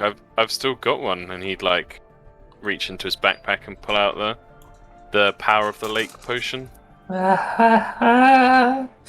Perfect. That's a good one. That's a very nice one.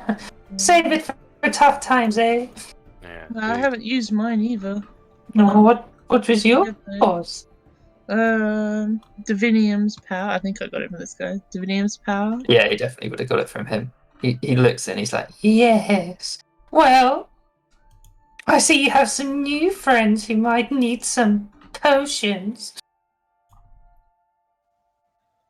Yeah, Greta, Serafina, Coburn. This guy's potions are the real deal. Yes, go down that fizzy cauldron.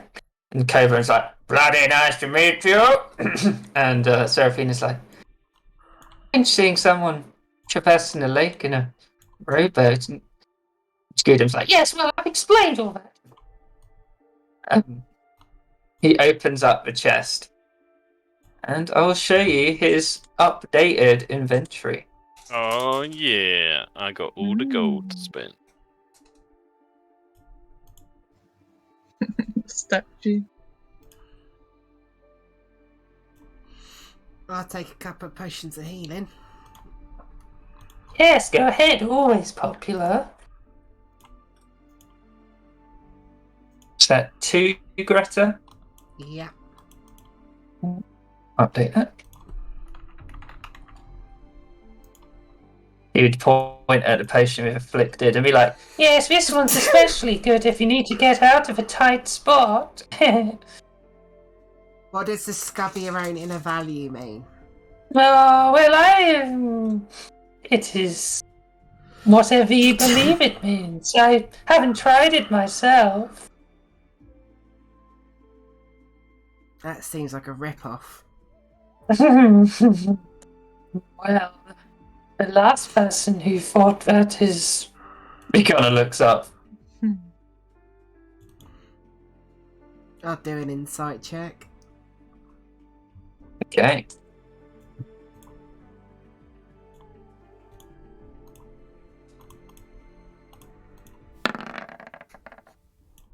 You get the feeling, Greta, he doesn't particularly know, but it could be very good or it could be very bad.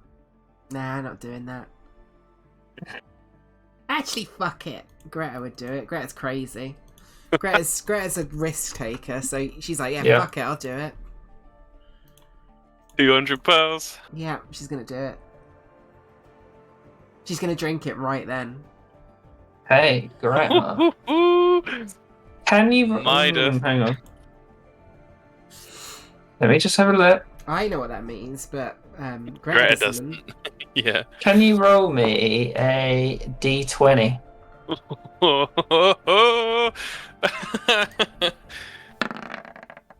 Oh my god. Woo. Easy. That natural one came rolling right by. Okay, Greta, we're probably going to have to do a little something with your character sheet. because you aren't a dwarf, but it still works on you and gives you this feat. You get dwarf fortitude. Ah! What does Oh, that? What does nice. that do? It's a good feat. Dwarven Put it in the chat. So you feel this. At first, you're like, "Oh God," Oh shit! and then you start like feeling quite empowered. You feel like your stocky little muscles get even more tense. And he looks at you. He's like, "Was it good?" Yeah, that was awesome. Thanks, whatever your name is. Good. Tell your friends. Oh, but they're all here. How the fuck am I gonna add this to the character? Yeah, have to work that out. I'll remake the feat. Oh, it should actually be quite easy because I can just copy the feat and then not take away the Yeah. thingy. Guys, you go first. Anything you guys don't buy, I will buy out the whole stock. I love these potions. I kind of want the potion of competence. Hey. Yeah, do it. Yeah, so you can take the potion of competence, Gilfy. Mm-hmm. Anything for you, Hepatra? She's looking. I will buy anything you guys don't. I'm gonna call it Goodam's Fortitude. Oh, that's a good idea. I really like that feat. I think there's a cool build in there somewhere. It's Monk build. real good for Yeah, good for Barbies. Barbies. 100%. Bit of self-healing. Coburn would buy for Seraphina the Eyes of the Lake. He's like, "You'll need them in a tough spot if anything happens on this boat, my girl." He's like, "Thanks, Uncle."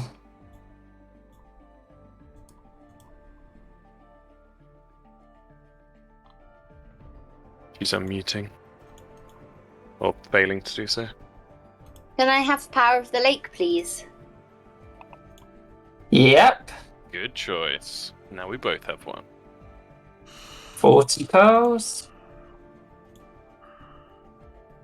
So left, Potion of the Afflicted, Potion of Deep Sleep, the Bubbler. Rill will hand over 270 pearls and take the entire rest of the stock. Okie dokie. So after a bit of wheeling and dealing, Gudam's just like, "Yes, I hope you enjoy them." I have so far. Listen, why don't you stick on the boat? We're going to the Pearl. We could drop you off there. Oh, I feel bad you paddling around in a rowboat out in the middle of the lake. but then how will I find my customers? At the Pearl. It's No, those folk, they don't have the same sensibilities as Gudam. I like itinerant wanderers like you lot. okay. Well, alright. As long as you're... Do you want some armor? I've got some spare armor you could have. If you got any food, that would be good. Oh, yep, fair. Yeah. I can give you enough for 3 days.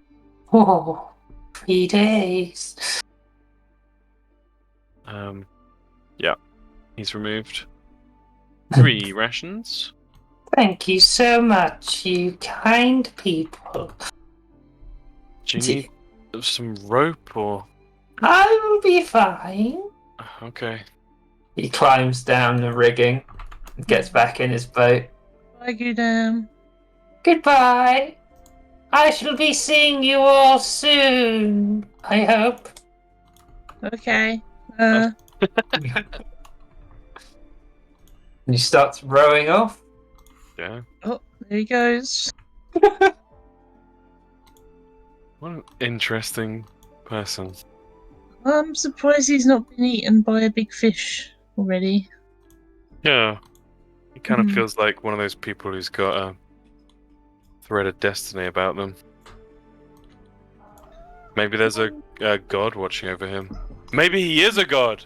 Whoa. Oh, maybe. At that, the Muddywug pulls at your sort of trousers reel, and he's like, "Eh!" and shakes his head.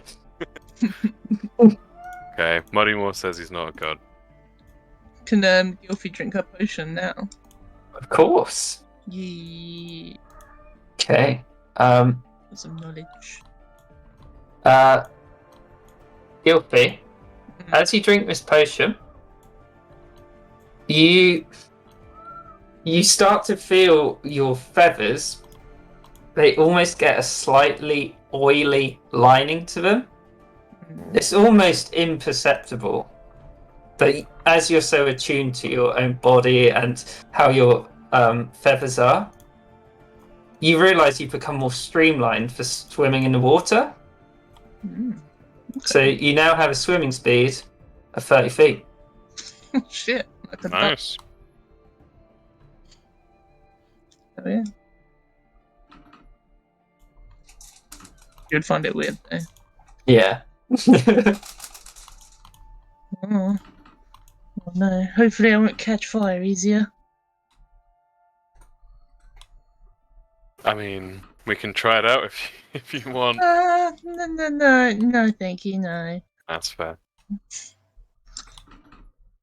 Alright, Coburn, full sail ahead. Away we go! And you'd head back out. Oh no, wait. Do that. Do the big map. That is. So, after. I imagine people are taking turns resting, right, on the way. Sort of getting a nap or two in as the sun would start going down on your journey. Yeah, it sounds. Yeah. What did I say? 16 hours, so that'd be like 2 a.m. I think the next day. So as you're traversing through closer to the Pearl, you start to see these absolutely cyclopean ships go past you. Like there's a lot of trade going in and out of the Pearl. And you can see certain buildings in the distance which you might recognize of the Pearl itself as you're sort of sailing so close to it. Anyone who thinks they know anything about the Pearl, can you roll me some history checks? As you might identify some of these landmarks.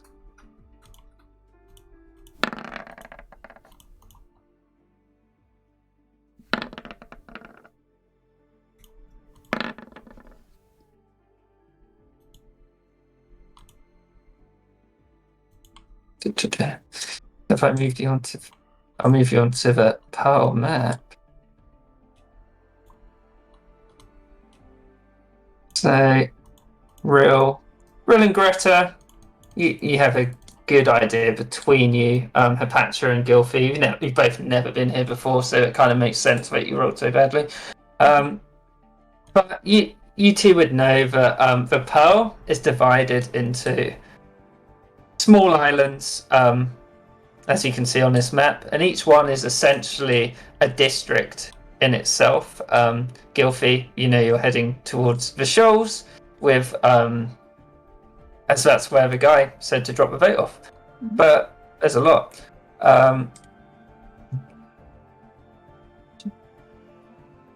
So,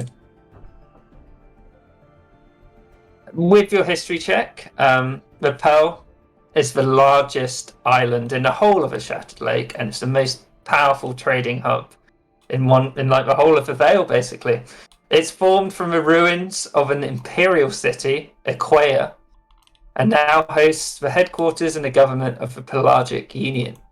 Its population is dominated by Lakatha and Aquans, who are people of the lake, basically. Certain things that would stand out to you would be you'd see these massive marble buildings in this in the Gilded Pearl, which is sort of like the heart of the Pearl. It's got you'd be able to see some of these buildings from just sailing around. So the Pearlescent Vault is you'd be able to see that just barely on horizon. That's where Gylfie's heading. It's basically a huge bank where all the wealth of like anyone who needs anything guarded, it is in that vault. You'd be able to see the large cathedral as well, Litoria's Glory, and of course where Seraphina is heading, the Glass Tower, which is this huge spire that's got all these. You can see the light. Well, you would be able to see the light earlier on in the day reflecting off the tower, and it would stand out quite well. The bit where you know where you're heading, the Shoals, which is up here, it's the poorest district of the lake. It's mostly ramshackle wooden housing built on on the ruins of the old imperial settlement here. Very cool. It's got the largest forum in the world. It's like a huge marketplace that's just buzzing with different races who've come from everywhere. There's a massive casino there as well on the south side. Oh yeah. What else do you know? You'd know this side of the island, which you can't see very well. Olderqueer, which is quite famously mentioned, which is not tamed but contained.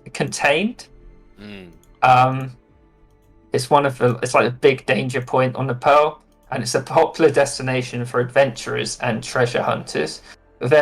So you remember you faced those weird ash creatures the first ever mission you did? Mm-hmm. So these abominations created by the Sundering still roam over in Olderqueer. Okay. And there's a lot of hidden treasures, a lot of people plan to go there, that kind of thing, and some just don't come back. The other isles, there's Marketside, which you can probably guess what that is. That's more of a wealthy trading place instead of like the huge bazaar. Up here, Cargo Bay, which is basically full of warehouses where people load and unload all the goods to go to other places. Yardarm, which is there. It's basically just housing, mostly, of all the people who live on the Pearl. Yeah. Go on. I was just gonna say, so the contraband is wanted in the Shoals. Yeah. Where's the package parcel? It is in the Gilded Pearl at the Pearlescent Vault. Oh. So there's Hook Isle, which is it's basically where all the tourists stay. There's seahorse racing over there. It's got a hippodrome from the old Imperium where they sort of race horses as well. So a lot of conglomerates and gangs go over there to, do their sneaky dealings. And then, of course, there's Vigilant Isle right next to the Shoals, which is a big PDF base that basically defends the whole of the Pearl. Nice. So that's what you'd know about this place with your history check. And as the sun starts to go down, you would eventually reach your destination.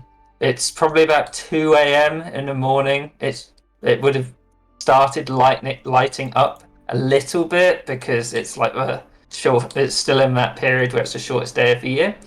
I can tell you what you'd see after that point.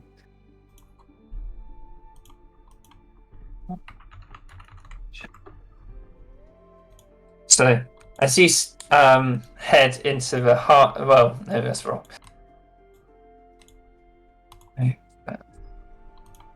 So, as the Radiant Wing stalks the coasts of the Shoals, eventually Limpet Dock comes into full view from a shoddily constructed sign. As you're approaching, you realise many of the structures and dwellings are formed from wrecked, upturned ships, mostly keel boats and kinker clogs.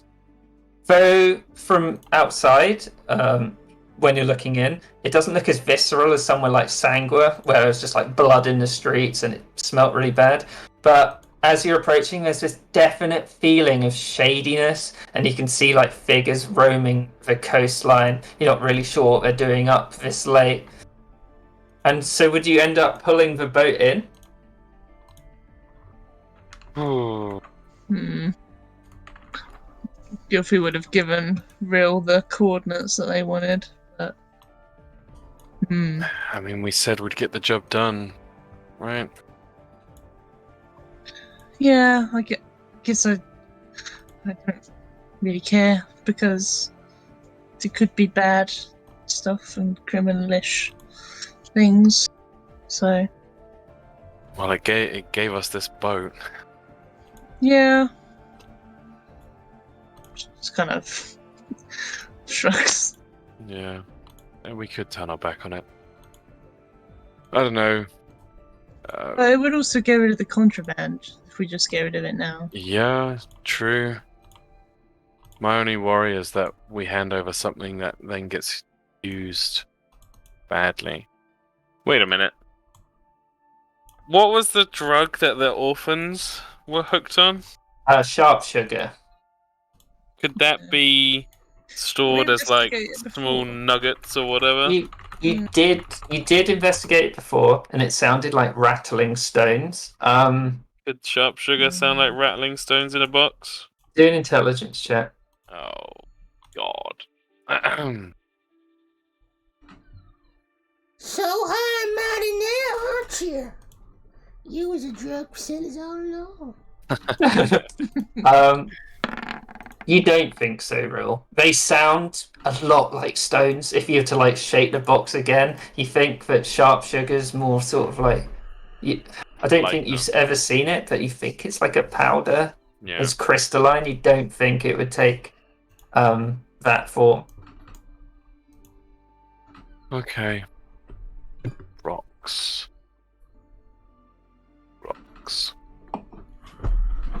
All right. Yeah. Real would. Yeah. I think I want to go ahead with it. Okay. Guess we just go see if there's someone waiting for it. What are we doing? Sorry, I was eavesdropping. We Yeah. made a deal. It's how we got the ship. Kind of deal. Transporting that here. What's that? Is it just like a big barrel? It's a big it's like a big lockbox. Why don't you just open it and see what's inside? Part of the deal was that we didn't open it. I mean, you could just close it again and then no one knows the difference. Well, you assume. There might be some kind of charm or something on it, we don't know. From your investigation check last time, you didn't think there was. I'll have a look if you want me to. Mm, If you're worried about smuggling, I don't know, drugs for kids or something. yeah, Gilfy looks at Real and she's saying, well, I mean, I guess technically Greta wasn't part of the deal. Yeah, that's true. Feels a bit cheap, but I would feel better knowing that we're not handing over anything that's gonna hurt people. Yeah, okay. Oh yeah, I get to open the mystery box. Right, let's get this baby open, and she kind of like clicks her fingers like you do, like when you stretch them. Yeah, she's gonna try and open it. It is locked, so you can do a slight hand check if you want to like try and pick the lock if you've got the tools. She does not. Anyone good at picking locks? Or got any stuff to pick locks with? Yeah, No. I'll give it a and go. try not to break them. I'll try. She's not proficient, right? Nope. So yeah, sleight of hand with disadvantage.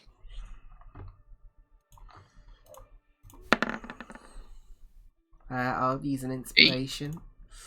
Mm-hmm. Just reroll that one. Hmm? 15. So, Greta, it takes a bit, and you do make a few marks on the box, on the lock. It's not very visible. You unlock it. Does she open it up? Yeah. Yeah. So, Greta, as you look in, there's loads of them. A lot of them look like different coloured stones with like sigils marked into them. There's like little idols in there as well.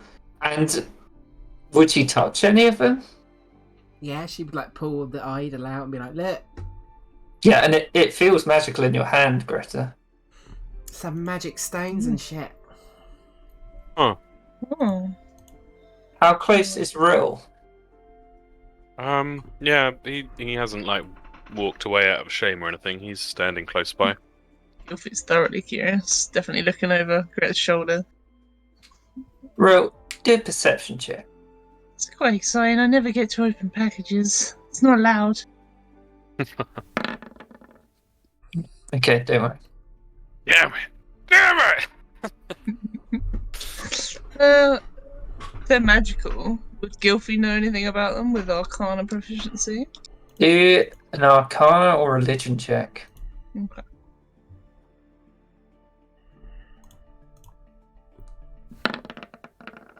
Okay. You would say something about them. Just need to find, where is it? Yeah. You could decorate your mantelpiece with it if you had one. Okay, so you think, Gilfie, that some of them might be like cleansing stones. Others look like healers would use them to help people. Some of them look like elemental gems as well. Mm. It's like a big mix, and they're all just in this box. They're all different colours. Some are like more crystalline. Kind of a random assortment, really. You think they'd be valuable? Definitely. Like way more than like the amount of how full this box is. It feels like this would more than like 10 times the value of your vote. It's probably a good thing Babette didn't open this box. Yeah, Why? no shit. Yeah, there's a lot of good things in here worth quite a lot, I think. Especially being magical. Maybe even some elemental ones in there. She sort of points to one. Yeah, and the one you pointed to would be like a fire gem as well. You remember how much those were? Yeah, for sure. I But could, I could power up my greatsword with that. Yeah? It doesn't seem to be illicit, though. Maybe. yeah, I don't like the idea of dropping off a lighter than it should box and making enemies of people that live in this place. As tempting as it is. Greta we like shouldn't sort of be- waves it in your face like, sure, I can't tempt ya. I think we've already been bad enough opening the package. I mean, the barrel. Yeah. Someone else want to relock it? I think I got pretty lucky opening it in the first place, to be honest with you. Yeah. You did a good job though. Don't do yourself down. And Rill will take the tools back and relock it. Can you do sleight of hand? Hannah wants to steal all of them. So does Tom. Yeah, Rill, you takes a little bit, but it's locked, and when you pull on it, looks like it did before. Well, that's a weight off my mind. Yeah. At least it doesn't. See, at least it's not bad. Hope they're not stolen though. I mean, maybe. They very well could be. The fact that they're not anything obviously disturbing just means there must be another reason why he wanted them carried, delivered stealthily. Yeah. But we signed up to it, and I feel like we should honor the deal. Yeah, it doesn't seem bad anyway, as long as, those powerful elemental gems don't get in the wrong hands, Hmm. Remember the pirate lady had one? Yeah, I do. Yeah. Sort of looks down at singed feathers. Yeah. If you don't think we should drop this off, we can keep it. Oh, I don't know. But That's against the rules as well. with that kind of money, we'd have to be prepared to make a potentially very powerful set of enemies. I'm not really interested in making any enemies, to be honest. Yeah, not gonna lie, like, you just walked away from one shithead. You don't want to, be another shithead, do you? Yeah. Yeah. I understand if it was, like, drugs or whatever, but... Maybe we just drop it and go. Yeah. All right. Point in the way.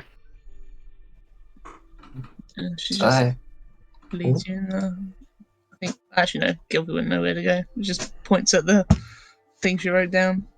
so would you pull up in the dock? Yeah, I guess. No? Yeah. Yep.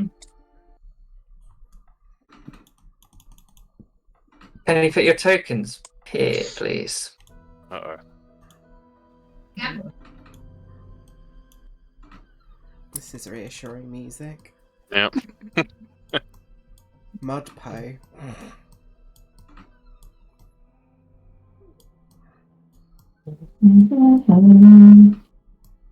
Hang on. Just need to get these guys out. Oh, yes. It's got some merfish in here. Yeah. Yeah, but- Bird. As you pull up, Coven's like, well, this place doesn't look savory. And Then that's sweet either. as the keelboat pulls up, you can see a smaller Kaffir in a leather jacket.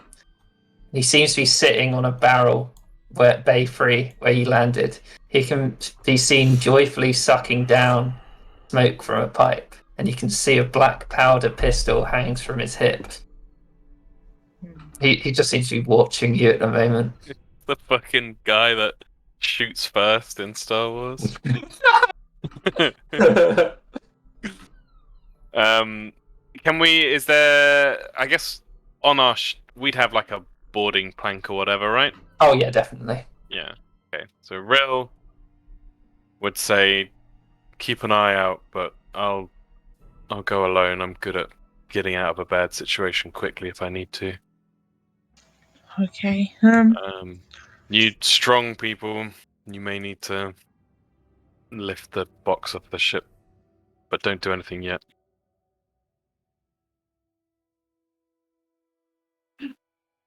Okay, so as you get off Rill, this guy's just kind of watching you as you get onto the dock. Yeah, Rill would stand there and say good morning, and he'd say the phrase. For the life of me, I can't remember the phrase, but Rill would. But Limpet has landed. The limpet has landed. You jump off the barrel.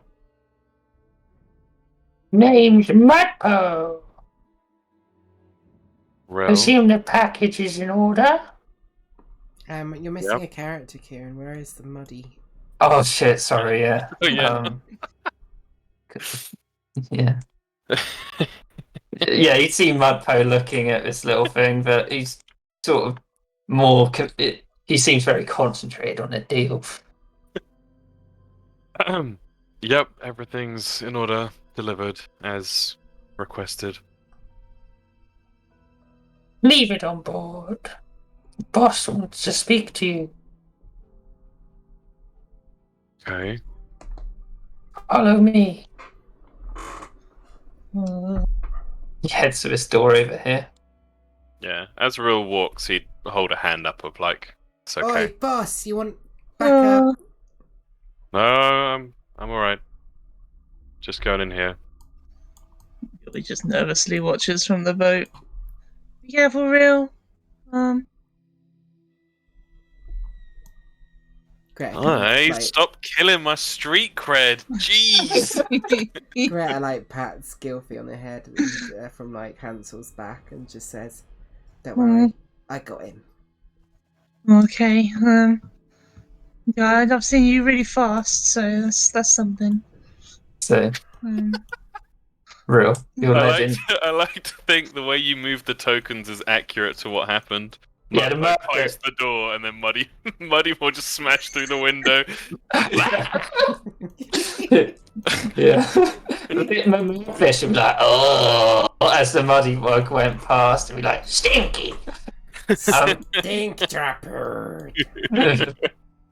And you'd see this this sort of large Lacaffa in this dank room sitting behind the desk. And he's like, please take a seat. And there's just boxes behind you. Yeah, Real will lean on a box. It's all accounted for then. Everything is delivered as requested. I'm afraid I have no more work for you, but here is your payment. He puts like down a bag of pearls on the desk. Did our employer say anything about how the transaction would be on the other side? He didn't, right? Nope, He he was said, just like, go here, say this, that's that. yep. Okay. Yeah, Real will pick up the bag Mm. and kind of heft it in his hand. Does it feel like a lot of money? Yeah, feels like quite a lot. He's like, I can't offer you any more work now, but here, please take this. If you need any more cash, maybe you can find some of these individuals and bring them back to me. And he'd show you this. Come on. Show me what I want. Show me the money. No, Show me. Bubba! it's like, it's for the Laguna There Lake it is. Casino Consortium. They pay well for people who do their jobs well. Do it. And do you represent them, or are you middleman? I am low down, but I have my ways. I can guarantee you the money if you bring any of those individuals to me. Mudpo here knows what they like. And like Mudpo, this little cat is like, yeah. Got it. Well, I'll keep that in mind. Thank you. I just noticed his name, Southside. Don't know why it's so funny. Southside. Mudpo, lead them out. Door. Yeah, I need to open the door for you, Roll. Yeah, Real would head out. And as you enter, he's like, pleasure doing business. Yeah, and you. And Real would force himself to walk slowly back to the boarding plank. Whew. No. Relief sigh from Gilfy. It's over. Have they taken the thing from the boat already? No, but you can see Mudpo sort of waiting by the dock. Well, I mean, I'll put my back into it, but I'll need someone with muscles. Well, looks like you got the right goblin for the right job then, didn't you?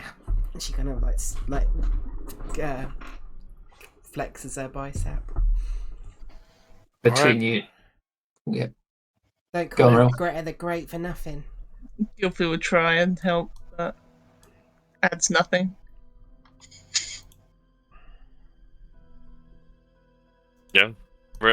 Rill's just making sure it doesn't fall. Yeah. And Mudpo would lead you to this room over here, which he opens the door for. And Muddywug's just getting in the way the whole time. Just like...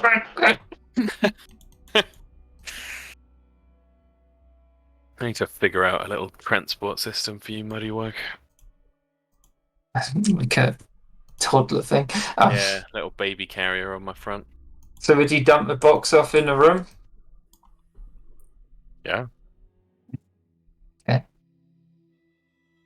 He closes it up. And returns back inside. And you can see his Murfish just still sort of looking at your boat. We sail to closer to where we're wanting, Serafina? Well, we could walk through the shoals, I suppose. Yeah, no. Okay. Not at this time, especially. Is there any Wait, good, you seem to know a lot about this place, Captain. Any way you reckon we can get some healing for Miss Gilfie and this mutt here? See Roll look Coburn. at Yeah. Serafina. She'd look at Coburn. He'd be like, well, you could go to the tavern tonight and maybe check out Victoria's Glory tomorrow. But, I don't know. I'm not a magic man as to... The bazaar is full of things, really. Might be able to find something there. Sounds good to me. Yeah.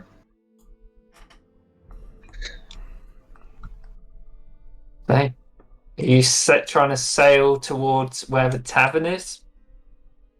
Yeah, I think so. It sounded like a good idea. So, go back to that. You would be able to sail down by Vigilant Isle and then to the edge of the shoals where there'd be plenty of docking, seeing as this is an island place.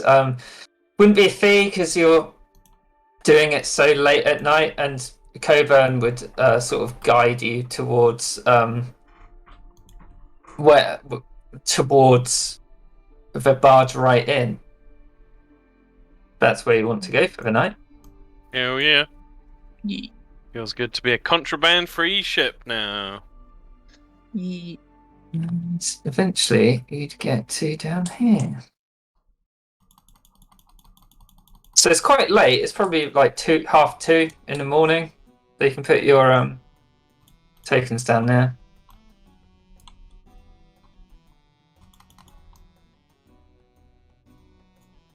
And so, as you're looking out at this huge boat, the mighty hulk of the barge right in is floating calmly off the shore of the shoals. Its huge sail obscured some of the grand marble buildings of the Gilded Pearl. Even outside at this point, you can hear rapturous laughter and carousing, which is still going on, it seems, from the boat up here. Flags hang from the mizzenmast, which is one of the smaller ones underneath this, which Coburn would tell you, and signals to bystanders and patrons, which, yeah, I saw that.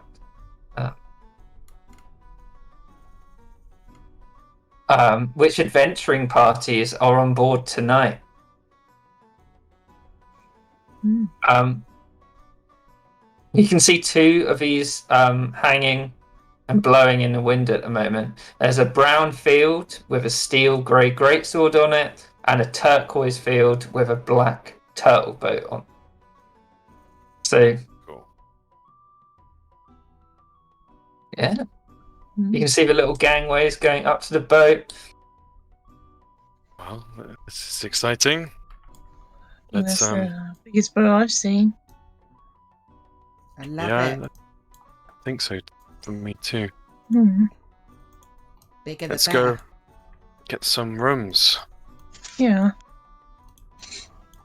I don't want to land on the sail, you know. Come on, you mangy mutt. Hansel would be like, "Rrrr." Come on, you muddy mutt. And you just hear Cove and he's like, I've always wanted to come here. An adventuring boat. That's the life. Mhm. What does an adventuring boat mean? Oh, my boy, this is where all the great adventuring parties of the Vale come. It's, and of course their entourages and anyone who wants to have a peek. You know, it's where adventurers hang out. People who go into Old Aquia, hunt down some axe-bitten, and just get on with it, you know? Bloody great. But why did you never come before? Well, I was looking after this one, wasn't I? And Seraphina's like, yes. Greta's Yes. just gonna walk up to the first person she sort of sees Yeah. that looks kind of like their work here. So that woman looks like a barmaid, so does she. Yeah, she just walk up to her and go, "We want a table and rooms for 1, 2, 3, 4, 5, 6 people." And as you come in, Greta, everyone around's like turning their head at Hansel. But it seems like all right. Everyone seems quite like, "Whoa, massive wolf on the adventuring boat! I can't believe it." And she's like, "Well, why don't you take a seat over there? And I'll go talk to Kurok. It's quite late, but we should be able to sort something out." Alright, cheers, love. Oh, if you got any, if you know any healers about, then send them our way. I'll ask Kurok. Go get yourself seated. Yeah, cheers. So as you're looking about this boat, there's a huge menagerie of people. You can see gnomes and traders from the Heemstone Isle, as well as like some halflings who are probably the servants. But these ones seem to be treated quite well, seeing as they've got their own little table. You can see this massive orc over here, as well as a gith and an earth ganassi, which is extremely rare in these parts, as well as this rapturous table of Cortals, who seem to just be like a group of dickheads, basically, who are just like, whoa! And like just enjoying himself. This one seems particularly into it, and he's basically lording himself over the rest of them. Particularly on the list. Also on Hepatra's list. Oh, Hepatra's list? I remember What? that. Does no one else remember that? No. That's the person Hepatra's fucking looking for. I'm pretty sure, unless I'm misremembering, Kieran. You might be right. Thought so. Oh, He's okay. unmuting. Can slowly. someone tell Hepatra about this, please? Because Well, you don't actually know. You don't know what they look like or their names. But the new update, for some reason, likes to put their names on. I didn't know that. Mm. Hmm. So you get yourself seated, even for like 2 a.m. Everyone seems to be just having a great time. You might have come like maybe at the dregs of the night, so everything there's like ale spilt into the deck. But what can you expect from an adventuring boat? Greta kind of looks over at Gylfi and just sort of looks over to those halflings at the table, and then sort of looks to the gnomes and spits on the floor and says, "It's fucking gross, don't you think?" Yeah. Well, yeah, if everyone spat on the floor, then Not spitting on the floor, you mophead. Fucking, they think they're treating they're like acting like they're all high and mighty, and because they're like, "Oh look, we take care of our slaves, we're good slave owners." Yeah, that's a good thing to be, a good slave owner. Hmm. yeah, true. So I don't really know much about it. We don't really have slaves in the area. Good. Sounds like a better place than the fucking Heemstone Isles. Hmm. Tempted to go over there and give him a piece of my fucking mind. Oh. I guess you know more about it then? Yeah, you could say that. Hmm. Do you think it's right that they allowed slaves? Well, no. I wouldn't want to be a slave. Exactly. Although, Just because they dress you up on a little table and give you some extra, bit of fish and a bit of bread doesn't make it any different. Makes you even worse, in my opinion. At least if you're going to treat your slaves like shit, then at least you're fucking owning it on your arm. although I have Not heard the word, pretending. slaving away at a job before as well, so... Is that kind of the same thing? No, that's just Oh, a phrase, isn't it? I don't know. It's when people don't get paid for their work, Gilfie. They're just owned by the masters. Oh, they don't get paid? No. No, Hmm. you don't get They're much like- time off either. They're like the You get any time property. off? No time off. Oh, well, that's not good. Everyone needs time off. Well, if you do want to throw hands with them, I guess I'll be here. I'll try to be. Greta's gonna down her drink, which I assume comes in like a little flagon. Yeah, there'd be a little list of drinks. So she probably had something like the Kelpie seaweed ale, which one of the bartenders would have brought over. So everyone can take off like a pearl for whatever they're getting. Greta will just chuck her mug and just she'll try and do it nonchalantly, but she's just gonna chuck it in this direction. Okay, just do a dexterity check. See what it goes.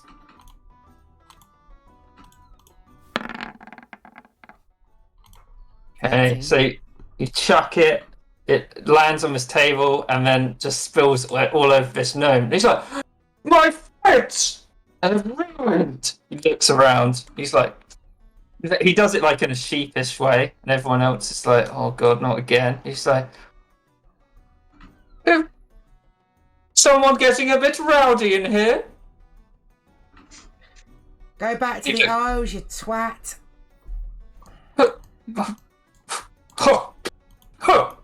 And he just leans over. Can you do a perception check, Greta? Or anyone else who wants to hear what he says from a distance? You don't hear it, Greta. Yeah, it's fine. Gilfie, you hear it. He's just like, goblins. Yeah, he just said goblins. Yeah, not surprised. Hmm. And as this is going on, this very large orc walks up to where Muscly Tocado. He's like, "My friends, the most daring, Slop Steelhand, and my entourage, Goldvein and Horatio Hardhand, have had a fabulous night. Here, at the Barrowright Inn, I shall be telling everyone back in the borough the great hospitality that has been shown for us." And then this guy raises up his hand, and he realizes his right hand isn't a hand; it's actually just a great axe. And he bows, and everyone's like, "Slop!" And he's like, no, thank you. We'll be here all night and maybe tomorrow as well. But we need to get our rest before we go into Old Aquia." And everyone's like, "What?" He's like, yes, but we'll be fine with Horatio's arm here." And Horatio's like, "Thank you," as he bends over. And of course, Goldie's magic touch. "We shall all be fine. You don't have to worry about us. I mean, the most daring Slop Steelhand cannot die, especially when his hand is a great axe." And then everyone's like, "Yeah." And he's like, "Adieu." And they head down into here. Damn, that's the real Slop Steelhand. And Slop, the other two go in, and Slop, Has Greta ever heard of Slop Steelhand? you can do a history check. I've decided Rill has. Yeah, I think that's fine. 8. You might have heard the name, but you haven't really attached it to anything, Greta. People would have been like, oh, Slop Steelhand, he'd kill anyone in the arena, basically. He wouldn't stand a chance against me, but he's got a cool fucking sword hand or whatever it is. Axe. He's like, he leans over the table on his free seat, and he's like, haven't seen you lot before. You here on... He kind of looks around, seeing as you've all got armour on. You going anywhere fancy in Nepal? Looking for healers, mate. Healers, you say? Well... You know any of them? He holds up his great axe as his hand. He's like, if I knew one, my dear, I probably would have got a new arm. But I've kind of got used to the old girl. What's her name? Sloppy. I like it. I like you. Can I shake your hand? Axe? Yes? Yeah, she like So- puts her little hand out and shakes the end of it. That's a strong shake you got there, mate. With Greta doing that, he sort of like just sits down and he's like, what are we having then? Well, I was hoping for another ale, but they've... Another round, of course! Barmaid, another round for the table. Oh, got to flash the cash when you're making money raiding the ruins, eh? How sharp is your hand? Steel hand? You can touch it, and he just like smashes it down on the table. Oh, I really like this is this pretty guy. sharp. Yes. And Coven's like, You ever fight in the arena, mate? oh, down in Cordysia? Yeah. Oh, it's not enough money there. Tell me You get the about real it. money, you know, fighting out there. And what a day, seeing 2 Ardene, Fire Ganassi, and a Goblin, and an Avian all on the same table. You have to tell me the story. Go on. I guess we are quite the amalgamation. We're like a they call us a bunch of walking jokes, because it's like you walk into a bar and you're a goblin, an Aryan, an Ardene walk into a bar and then it's a stupid. Don't worry. Tell me about it. How do you think I feel going around the golden Horatio? Horatio picked him up in the mouth of the dragon. That man knows his guns, but he knows his fist better. And, well, Goldie, well, haven't seen many Afghanassi of her skill. They don't let him out much, which is horrific. But anyway, you tell me your story. Come on. You must have something. That fire axe and... He looks at Rill. That thing on your side? Uh, Kind of miss Sing Song. He is good at telling a story. Right. Well, let me put it this way. I am the greatest champion the arena in Cordysia has ever seen. Oh, a real-life champion here. You're both right in. Brilliant. I don't suppose you know any of the other dregs around here. And he points around. Can't say I do. Well, you want to know? I talked to all of them throughout the night at some point, and you can see this guy's a little bit inebriated. I mean, go on.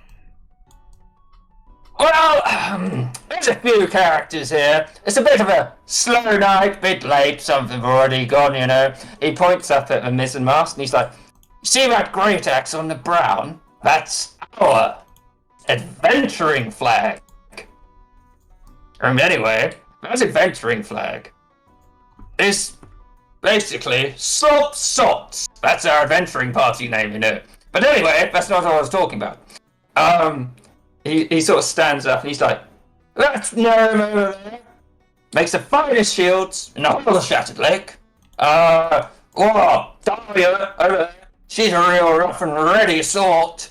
She's got a lot of maps, you know, treasure hunter. She likes to go up the north of here and just dig up things from what I understood. And of course this table behind me, that Kolka at Coca Shells group, they I don't really. They do a lot of illicit dealings, you know. I don't go in for all that. And well, he may be a hard sort, but he's no slop. Is Hepatra actually sitting off on her own, or is she with the table? Table. Would she react to him saying that name? Sorry, what was it again? Polka at Cricket Show. Oh yeah. You'd see her definitely, like, her smile would drop, and you'd see like a somewhat perceptible curling of the fingers into like a fist, and her shoulders tense up. But I don't think anybody would notice. It's only because you guys know about, well, Gylfi and Rildu anyway. Has she said his name before? Would we know it? That she's looking for this guy? She actually. I'll remind you when. Where is it? This. Remember when this Azalea Ap Holy Heart rose out of the water on the seahorse? Oh yeah. She actually said it to everyone, basically. Okay. And apparently he was one for last. He made a mysterious delivery to the Conclave earlier that day of Chorus's death. If only I was here. See, I remembered everything. Yeah, damn. Definitely remembered that. I think Gylfi would remember, but I don't. So Gylfi would just, hearing the name, she'd just look at you, Petra. She might notice your reaction to it.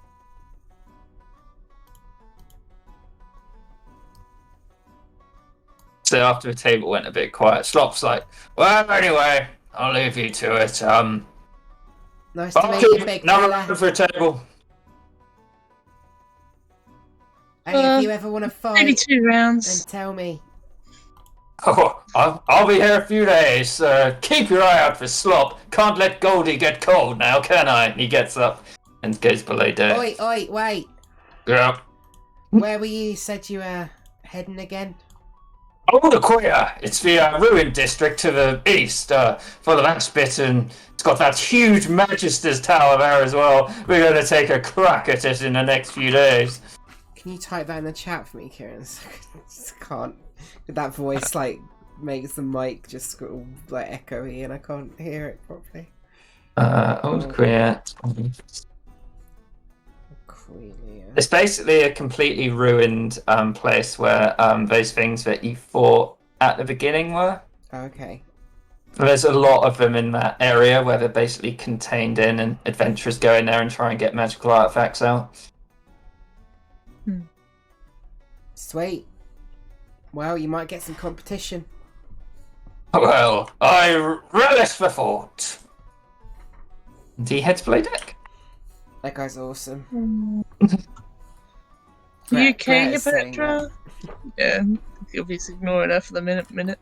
Yeah. Yeah, it was cool actually seeing him. Heard stories. Kevin's like, do you have a flag? It'd be quite nice to have a flag, wouldn't it, Seraphina? She sort of like nods. I suppose so.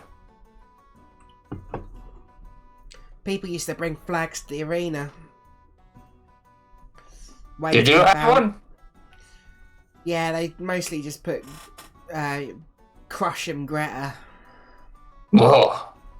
Well, I should have gone in. Well, I watched it once or twice. There was a large Goliath woman who was quite good. There's a few other things as well. And he sort of starts nattering on about not much, really. I think Greta, if he's talking about the arena, Greta would kind of engage him and just be like, "Oh yeah, you ever see Burley the big horn or whatever his name was? What's his name? I did write it down. Burmac the Burley Bulwark. That's it." He like squeezes past Seraphina so he can go and talk to Greta, and he's like, "There's a man with a pitchfork once. I think his name was, what was it? Something like Farm Boy or Farmhand. He got cut down in his prime." There was this one crazy guy, he liked to use a broom. Oh, what a lad! We called him Broomy. Yeah, basically, Kovan knew just Yeah, nattering on about it. yeah. Greta's just like enchanting him with stories. Meanwhile, Gilfie is looking up at her Patra to see if she's Yeah. going to do anything. So it's real. You okay, Hepatra? She kind of pokes you a little bit. That wasn't the actual Coco show, was it? It was just someone mentioning him. He's sitting No, right there. Over there, He's over yeah. there. Oh, okay. Oh yeah, sorry. Yeah, I can read, I promise. You would see she's not. There'd be a very, very almost imperceptible nod from Hepatra, but you'd notice she is not taking her eyes off of him the whole time, and is subtly tracking him across the as he moves, and the people with him. Gilfie would look over to Real briefly and give him a little bit of a nervous chirp. We don't have to do anything. Real saying this quite quietly. We don't have to do anything, Hepatra, but if you want to speak with him or got your back. Yeah, she'd be like, she'd just be flexing her fingers into a fist and back again. Mm.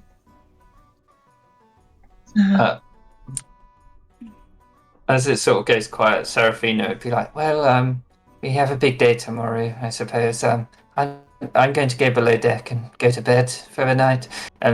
Kovan, you okay?" So, yes, my girl, I'm just enjoying the stories, but Damn straight he is. I'll check on you for bed. And she heads off. Night, love. Good night, everyone. Sweet dreams. Good night. Good night. How does Oh, she no. not like? That's not the voice. How does she not like burn herself when she lays down? Looking at Real when she says that. It just doesn't work like that. It used to freak me out more when I was younger. Wake up with the embers at the end of the strands. If I touched it, would it burn me? It can, yeah. It's pretty cool. Can I touch it?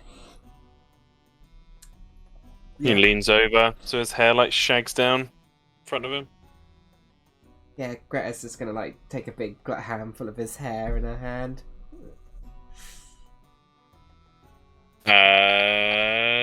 Yeah, it would tinge you. Yeah, she's like, oh, that's fucking cool. But as about an hour goes by, everyone starts filtering out, or either down to the lower decks or off the boat itself, going home. But the table next to you, the Tortles, they just seem to be just drinking and drinking, not stopping. They're pretty loud, to be honest. Like, it'd almost be annoyingly loud. Muddywug Yeah. would also try and get Rook's drink. His name is Momo. Momo. Copyright. Yeah, you'd notice the whole time just like unwavering, subtle attention on the Tortles. I can go talk to them for you if you want.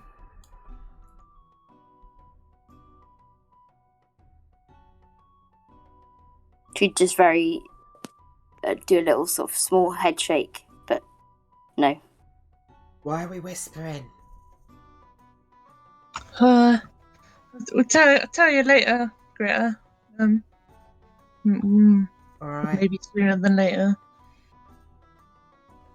And after about 10 minutes, this table would be like, oh, and it all get up, and they almost form a protective shell around Polka as they head below deck. Hmm.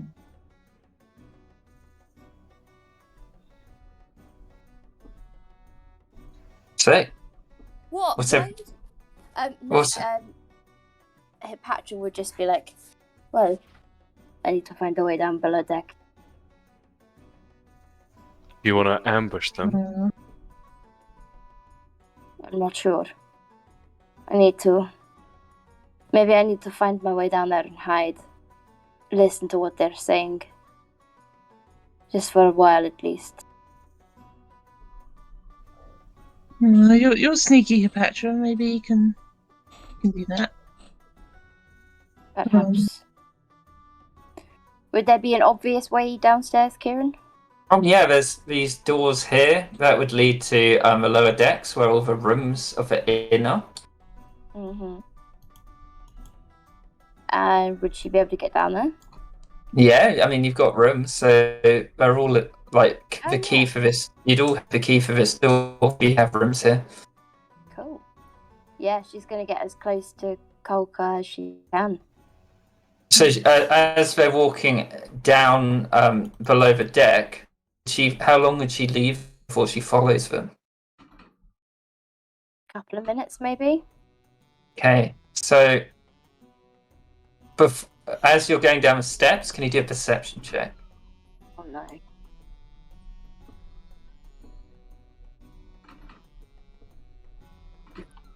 So as they head down the steps, they're being pretty rowdy upstairs, but the 5 minutes that you left it, you don't know where they went.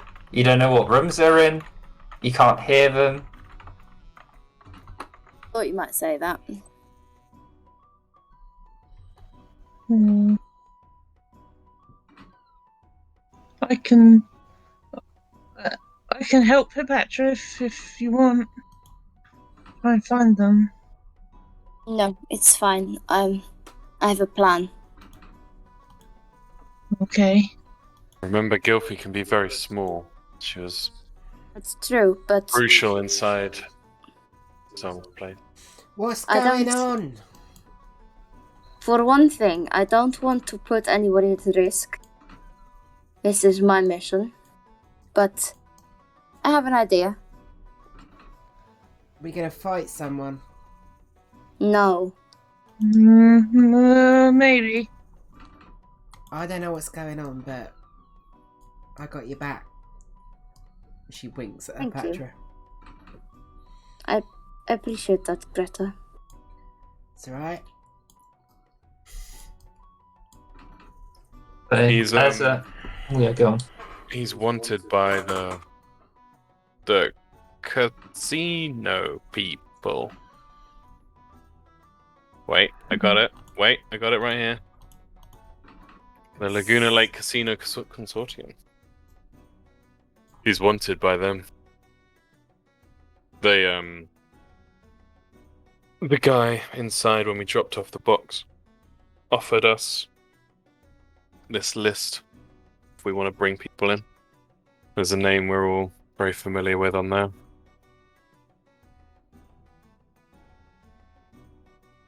Well, Think- we'd be killing two birds with one stone, right?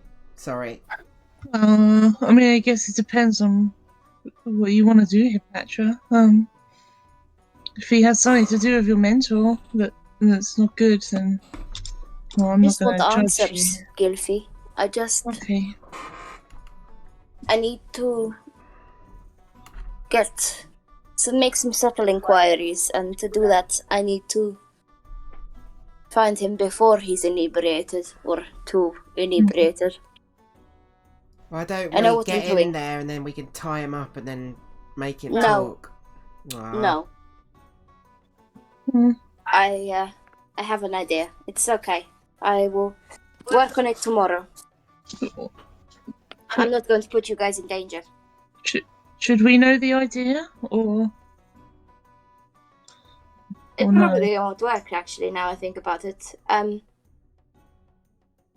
When he and the turtles are drinking tomorrow, I will try and get him to take me to bed.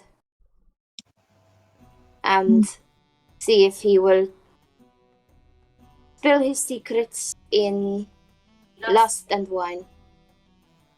Don't do it, Anya. We all know how that ends up, and you end up hiding in a barrel at the bottom of a ship.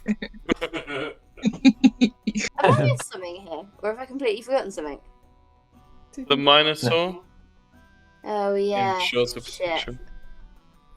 I've got Pretty sure that worked out badly for the Minotaur, actually, so give a shit. I've got It worked badly for everyone. I've got all the potions that might be useful. Could get him incredibly drunk straight away.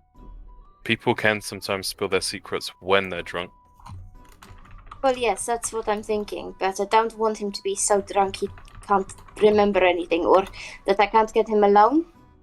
If he decides that performance is impossible, then I'm not going to get him on his own, and the other turtles will discourage him from telling the truth. What do you imagine asking him if you do get him alone? I suppose it depends on how the conversation goes, doesn't it? You could always go to his room and then pretend to be like, you know, those gross things where men like to say that they got a present from another person, and then the scantily clad girl walks in, sort of thing. Unless he has a fetish for women with facial scarring, I don't think it's going to work like that. But thank you. Hey, you look pretty hot to me. Just saying. Is that supposed to be a joke because I have burn scars? No, you're attractive. Thank you. What? And Hipatra just looks really baffled, like, what is happening? Nothing wrong with a few scars, and she lifts up her chest, and you see her entire chest is covered in scars and stuff from battle wounds. Jesus Christ, Greta, after this I think we need to have a conversation about self-worth. Why? They're cool. They're just like stories, you know? Every single one I can point back to where I got it. Nothing to be ashamed of. Nothing stupid. And that guy with his great axe hand, that was quite a story. Exactly. You should own your scars and your wounds. Otherwise they own you. No, I'm more thinking about the fact that you let people beat you up for money. It worries me a little bit. I did it because it was fun, not for money. Oh, fair. Okay then, maybe not. I mean, I did get paid, but it wasn't for the money. Well, what do you want to do then, Hipatra? Do you want to go now, or in the morning, or in the evening? Don't know how I think long at we've this got point today. he's probably too drunk. He won't know. He won't be in his most suggestible state, I think, now. Well, I think... I'm confused. You want him really drunk, or No, drunk? no. I think Okay. I want him kind of halfway. You know, if completely sober, he will not be fooled. Completely drunk, he won't buy it, and he probably won't make any sense. So maybe just after he's had one or two drinks, and I think he might find himself becoming suggestible if he is open to suggestion. I hate to be a killjoy, but what if he buggers off in the morning? This is an adventurer's pub. You make a good point, but I guess he's been here for a few days, right? Also, Yeah, what if happens today if... was his last day? Also, what happens if some bounty hunters turn up and, zip? Alright, okay, I'll go now. But I don't know which room is his. I mean, I could start knocking for you. I mean, I can try and look That's under the, like before. That would be actually very helpful, but only if you don't think it will get you into any kind of trouble. I don't want you to be in danger, Guilty. Oh, thanks. I didn't really prepare the right spell today, but for this, but Look, don't worry. Rel, I need you to punch me in the face.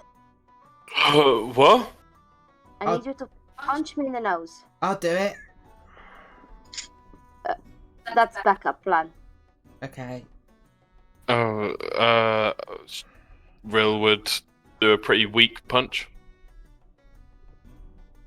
Oh my god. Okay, Greta, bloody my nose. She's just gonna punch her in the face as hard as she can.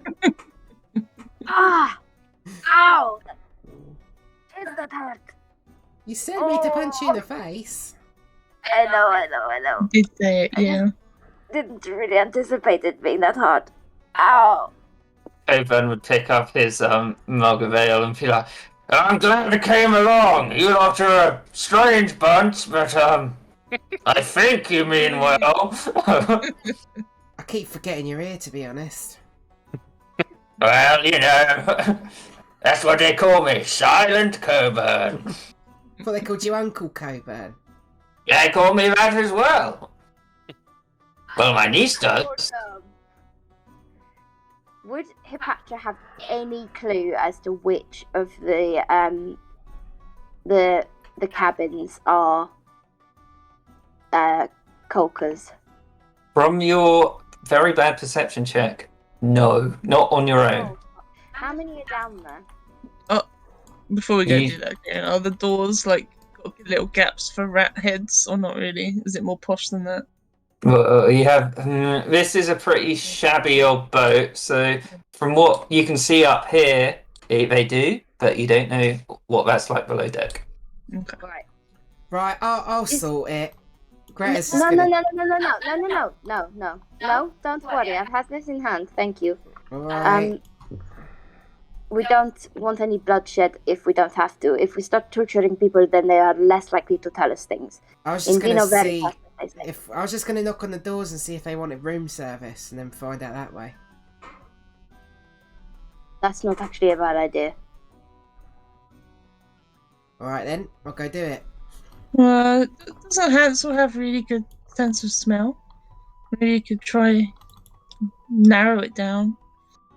He's got alright. He's been punched in the nose quite a lot though, so I wouldn't count on it. Oh, I mean, I know how he feels. I can try. I'll just go knock on the doors. She's gonna like move over to the thing and make her way through.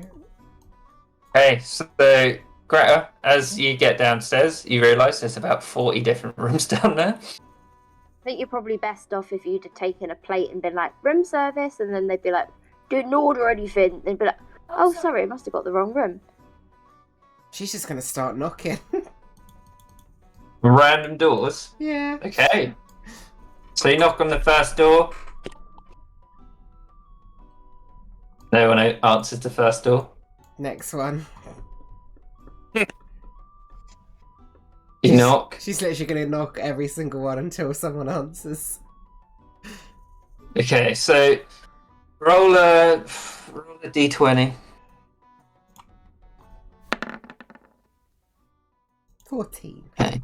So one of the doors you come to, you knock, and then like a few seconds later, it jolts open, and one of the turtles is in there. He looks down. What the fuck do you want? I'm trying to sleep. I'm checking if you want room service in the morning. No, What about your boss? I don't know. You have to ask him. Which room's he in? Kind of looks down at you. Do you work here? You don't look like the barmaids. And I'm new hire. Persuasion check with disadvantage. Deception? Would that... Yeah, that's fine. It's fine. Exactly the same, actually, so it doesn't even matter. 6. Just starts closing the door on you. Alright, you don't want it then? Fine. No ham and eggs for you, mate. Just no response. She's gonna keep knocking. You knock on the next one. Yeah. Another turtle answers his door and he's like, What? Do you want room service in the morning, mate? Yeah? Got ham and eggs. Sure. What about your boss? Dunno, probably. Guess so. What room's he in? I'll ask him. He starts looking around. Bit drunk. Dunno. No, just... Aren't you going to all doors anyway? Aren't you room service? Yeah, but Let's keep going then. And he closes the door on you. That guy is my spirit animal. Yeah, I love like that him. guy. next room. I'm going through all these fucking You rooms. paid for VIPs. I will Yeah. find him. Knock, knock, knock. Next one. This large hulking form with a pirate hat, turtle, answers the door. He just looks down at you. You want room service in the morning, mate? Got ham and eggs coming. Why are you asking that? I don't know. You look like a breakfast eating man. I am. But you don't work here. I'm a new hire. You're not. You're on that table next to us. Yeah, I'm just chilling my first night, yeah? With the 2 fire ganassi. Alright, you caught me.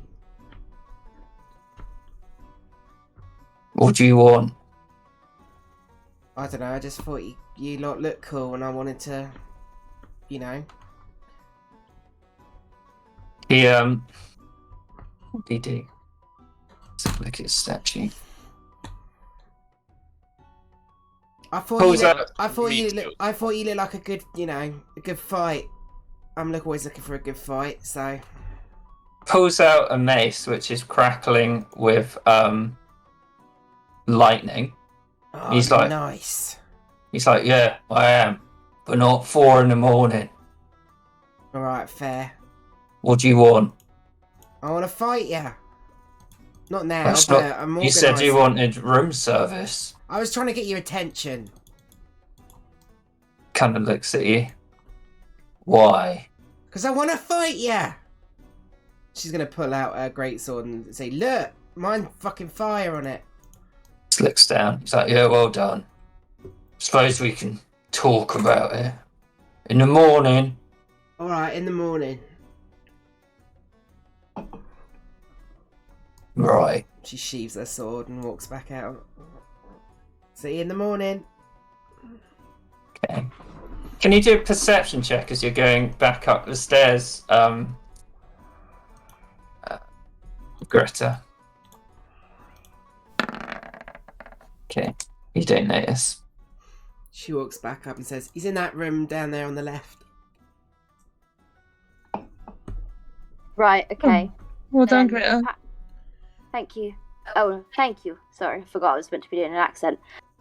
Also, I gotta fight him tomorrow now. But, you know, I You could... could try not to look so happy about that fact. I am happy about that fact. He's got, like, some crackling mace. Oh god. Okay, Hansel, I need you to bite me in the arm. That might be a bad idea. Why? Once he gets a taste for blood, sometimes he goes a bit nuts. Okay, can he scratch me in the arm? I mean, he can try and bite you, but I'm just saying. Yeah, well, I don't particularly want to be chewed to death by Hansel. Scratches will suffice. I just need to have an excuse. Alright, come here. She'll, like, lift up his paw and, like, try and drag it across your arm fast. So cute. That is so cute. Oh, what a pleasure to be scratched by such a good boy. Anyway, sorry. He looks like he's got rabies. Oh Jesus. Okay. So Hepatra would give it like 10 minutes, 20 minutes maybe. Mm-hmm. Or It's no, getting- wait. It's getting Wait. very late, and you can see that the turtle innkeepers just kind of like started hovering near your table, being like, "Come on, go!" What I'm gonna do?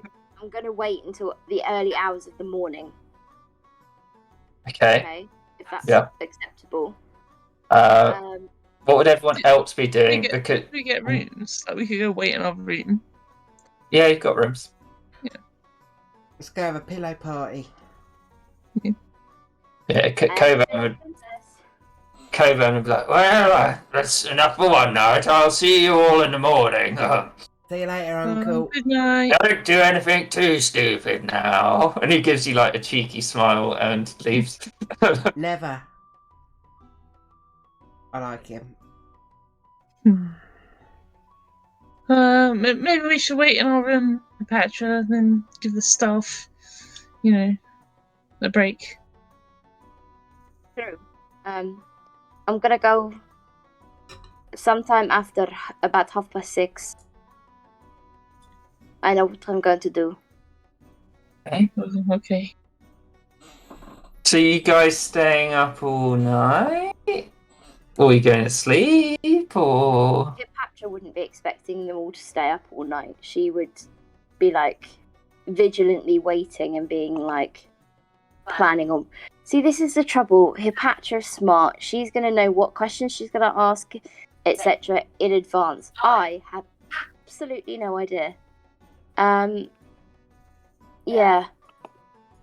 But she'll be like sitting there in the dark, just these like glowing eyes in the dark. and everyone else is going to sleep. Now, wait up. Well, the thing is, you'll get a point of exhaustion the next day if you stay up all night. It's the only thing I'm thinking. Yeah. I think Gilfie would try, but fall asleep. Okay. Real? Injuries and whatnot. I reckon I can deal with a point of exhaustion. I'll just take it. Okay. Wake us if you need us. Don't hesitate to do so. Thank you, I will. I'll wait I'm up, pretty so sure- just shout. Well, I'm Thank used you, to doing Gwyneth. all-nighters by flying, usually. On the ground just makes me sleepy, though. Hansel will sleep, Kieran, just so you know. Okay, he needs his rest because he's hurt. Yeah. Okay, Hipatra. What are you doing at 6:30 in the morning when there's a few people up? You'd see, not many though. People had a pretty heavy night. Where is our room or my room located in relation to the door I know to be Kolka's? So his would be equivalently on this map. His would be about here. Wait, sorry. Where are you doing it? Can you see those 4 tables to the north of your party? Oh, yeah. So he's below there. Your room's probably somewhere down here, near this, over here. Okay, so nowhere near then. Well, it's not far. It's like 50 feet. Okay, alright.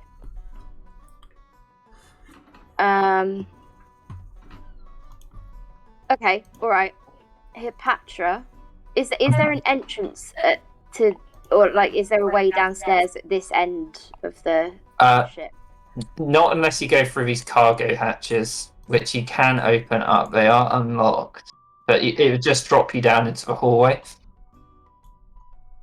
Was it that Greta went in from down here?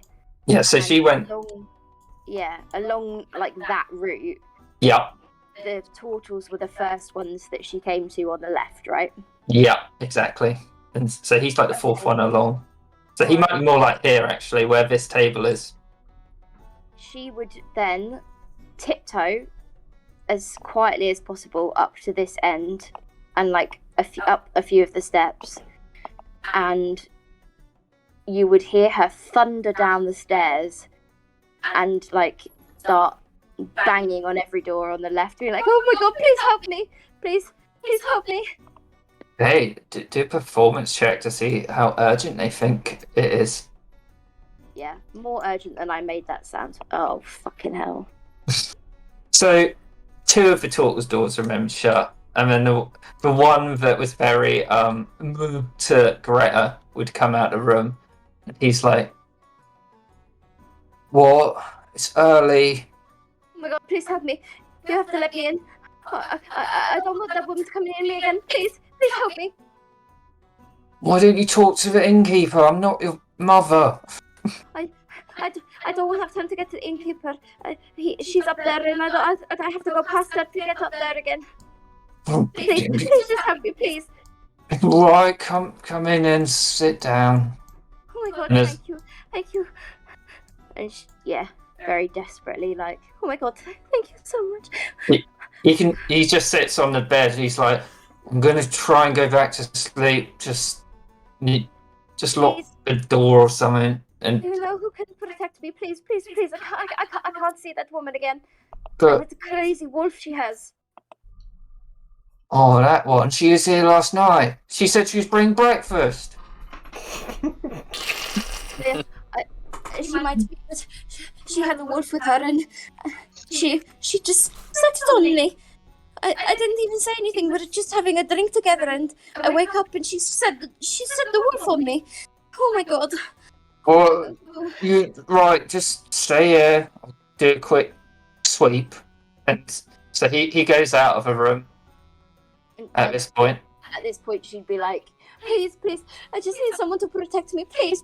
He's like, it's all right. And he goes out the room and he locks the door. He's like, nothing will get you locked in. And then he goes to have a look around. This is not going to work, is it? You just got yourself locked in a room.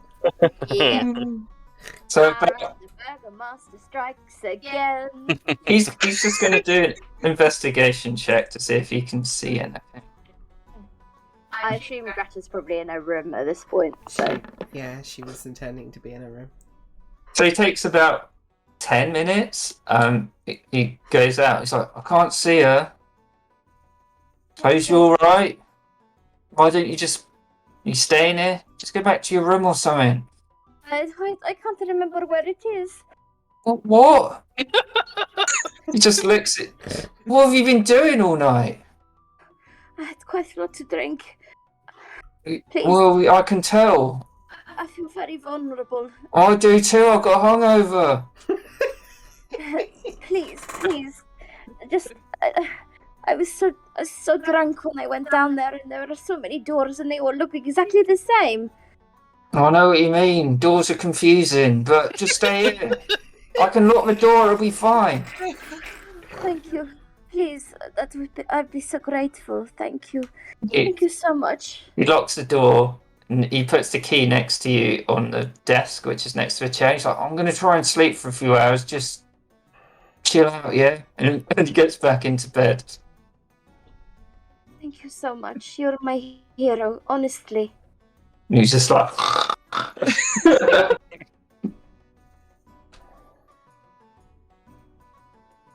Hippatra's doing some very convincing fake crying. He's asleep. Yeah, just in case he woke up and Yeah. like she's trying to cry. Would she know that he was next door to Kolka? She knows where Kolka's room is. Is he next door?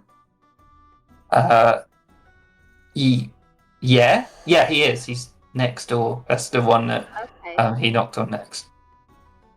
She would be doing some very, like, quite loud fake crying.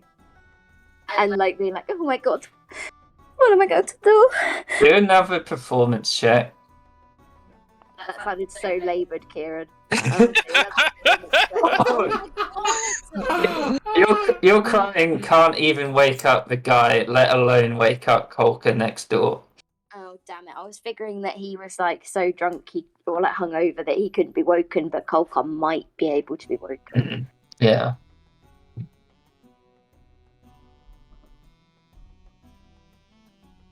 So she's just sitting in the room with this sleeping tool. This Yeah. has to be the worst D&D plan Yes, ever. you've channeled Grey very well. I'll give you that. Yeah. I'm not gonna lie, I thought this was a fucking amazing plan I to begin with, think- and then you guys all just fucking hijacked it, and now it's gone slightly tits up. I feel like it was a good plan, but the rules did not help. I was gonna like try and seduce my way into his bed, and everyone was like, "No, you've got to do it tonight." So she was like, "Fine, okay, punch me in the face." And It's either seduce the guy or punch me in the face. Those are the Right. only two options. Is she gonna try anything else now, or is she gonna give up for I'm today? confused. Why didn't she just go in the guy's room? I think she What, should like- complete the trifecta and just soil herself across the floor. That's another piece of art I need. Tortle just to sleep in a bed with a patch of hair, like, oh, for God's sake. please, please, you have to help me. I need the chamber pot so bad. No, she couldn't go in the guy's room. She's locked in this one. Exactly. She's not locked, man. He put the key next to her on the desk. Because that was the first door. I can't be like, Why did you skip over a door and be like, it didn't look like a trustworthy door? You've got the key. You can leave. Yes, but that seems much more suspicious, doesn't it, Tintin? I don't think he gives a fuck. He's asleep.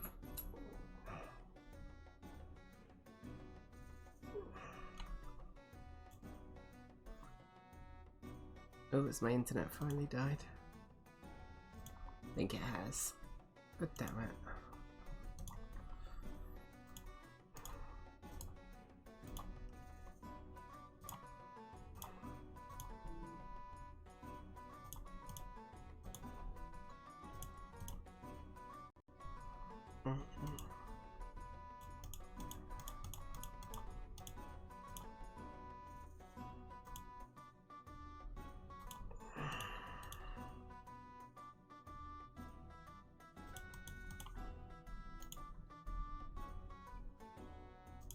Yeah, I'm sorry I missed out on this. I was in bed and I got a woman to punch me in the face, and then a wolf attacked me, etc.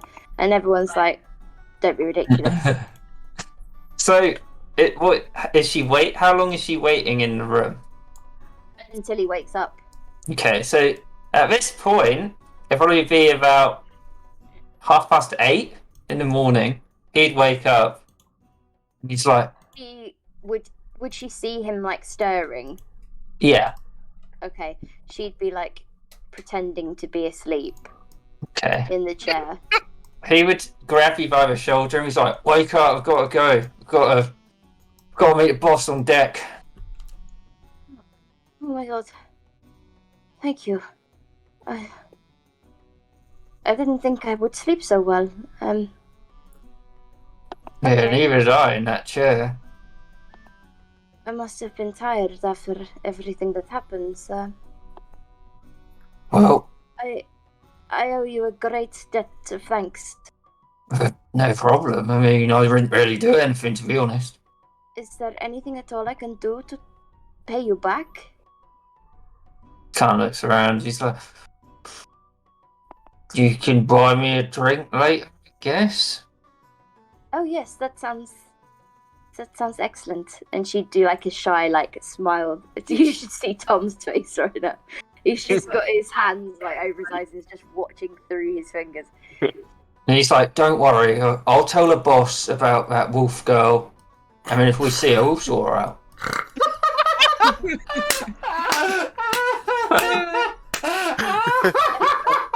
I don't want to make too much trouble. I mean, I'm worried that if she's provoked again, then she might, really set the wolf on me for real. I mean, I'm going to Don't- try and stay out of her way, so I don't want to cause too much trouble. He's like, don't worry. If she does anything, and he just draws this line across his neck, we'll sort her out. We do that to a lot of people. Do you? Like, for real? Yeah, we kill loads of people. I mean, it's not really a big deal. I mean, that's terrifying, but exciting. Yeah, I'm in a pretty good crew. Yes, you all seemed like strapping young men when I saw you all yesterday. I thought those are some very interesting guys. Well, you know, a show, innit? Everyone loves a show. Absolutely. Alright, come on. We gotta go. I gotta get up. The boys will be waiting, and Colker won't be happy if I'm late. I'll tell him, don't worry. Thank you. What's your name, by the way, if you don't mind me asking? Oh, my name's Sheldon. Oh, fuck off, Kieran. Actually, fuck off. Alright, I gotta give this guy his name now.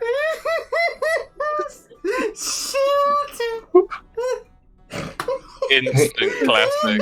Holy fuck. He's like, technically, I'm the boss's number 2, really. So you came to the right place, and well, I was going to wait for breakfast, but I don't think it's coming now.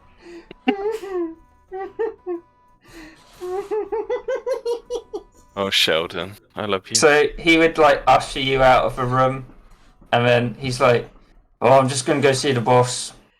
Have a good day, miss." And that's where we'll end it for tonight. Yay!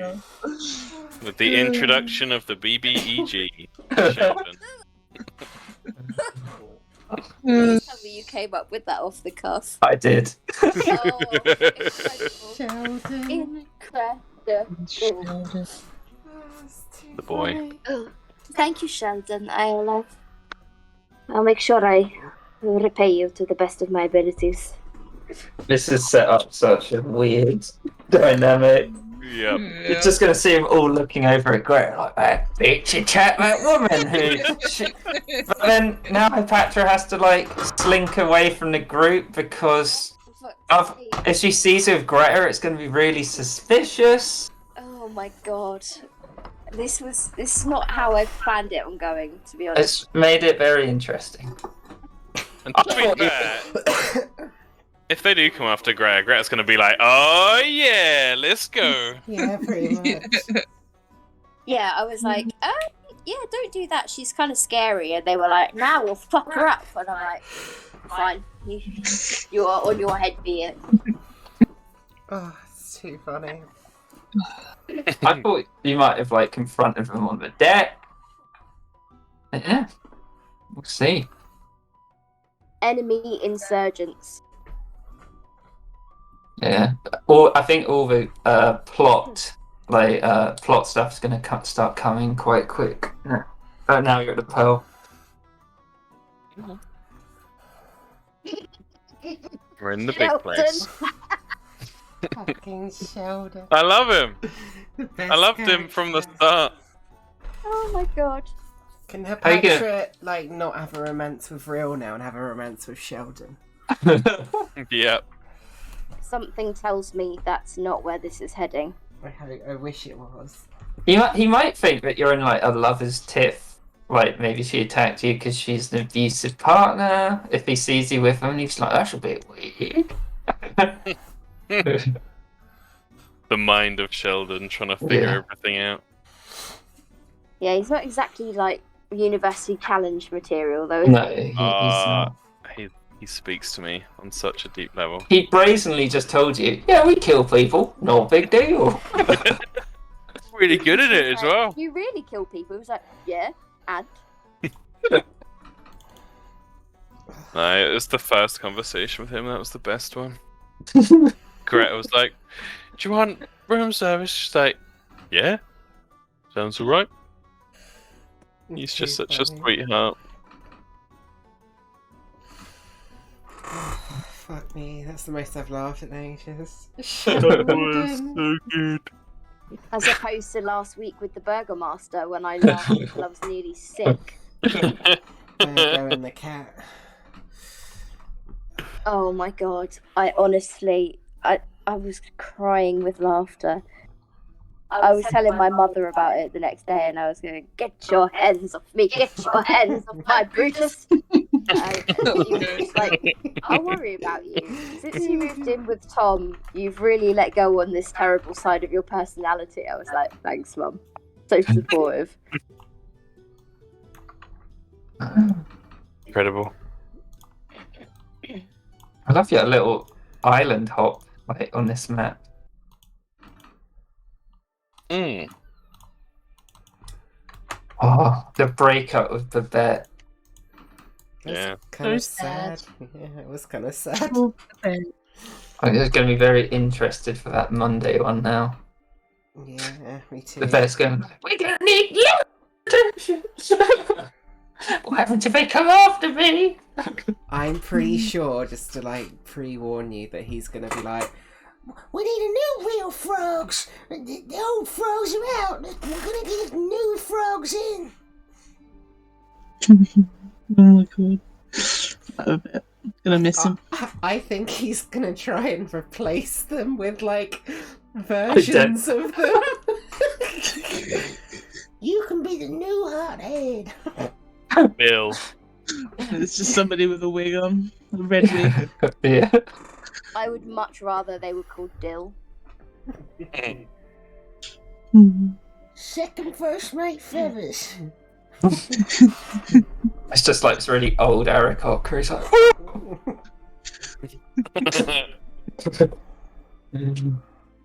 I'd love it if the new one was called the second first mate feathers. one thing I think he might do is get a spy to spy on them. Oh, I Yeah. definitely think he would do that. Is he smart enough to hire a good one though? No. Yeah. Just gonna be fucking little nub. Yeah, Jesus probably Christ. will be little Nub. That's a great. Just standing in a corner and breathing heavily while he stares at us. It's like, hi, little nub. I think all his new frogs should just be Locatha cosplaying as each of the Oh, different, that'd be so each of our funny. different characters. Yeah. I feel like it. If he was spying on you, it'd be that sort of thing where someone has a newspaper and they cut two eye holes in it. They're pretending to read the newspaper while looking through the eye holes. And it's actually upside down. Yeah. My name is not Babette Apparatus. My name is Newspaperette Newsacus. Babette. It's going to be. I think it's going to be it's going to be like having a net Ingvar. Like half Yeah. More spying, interesting, but half spying on the pie. Like, they're trying to get me. Whereas Ingvar was perfectly in his right, like they're going to come get me. But also, Ingvar was like, "I want to kill these fuckers." Or Babette's like, Babette doesn't want to kill them. He's not. No. He's not evil. He's just an idiot. He's just a selfish twat. also, I don't think I can do next week. That's all right. I've got sixth form open evening. Good. Gotta Good. convince the Kiddlywinks to take psychology. I can do a different day if people want to, but obviously, if we just want to skip a week, that's fine. Yeah, I'm happy either way. Yeah, we'll have a look at calendars next week or something. Cool. Does everyone like Yeah. my memes, by the way? Yeah. So good. I'm proud of that potion seller. Yeah.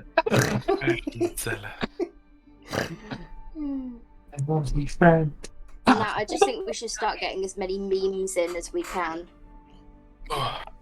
It's a surprisingly good way of keeping focused for me. Because I just listen and then just make them in the background. Hope everyone liked, what's his name? Oh god, what did he call him? Momo. Momo? I love Momo. He's I need to great. figure out a clever play with Momo. Covert? Cooper That was is cool. fun. You And... can't covert him, he smells so bad. Coburn! Coburn! The old Ganassi dude. It's reassuring having someone that is capable and not completely batshit. And is protecting Serafina. But Momo's the best. Is it? I mean, we haven't been in combat with Momo yet. Does he have mechanical stuff? Or... I can tell you what Momo does. Oh yeah, he better have a fling shit button. There's his stat block. Angry defecation. Stat block. Oh, let's get back on 20. Oh, I might need to make sure. Editable. Yeah. Where is that? Momo.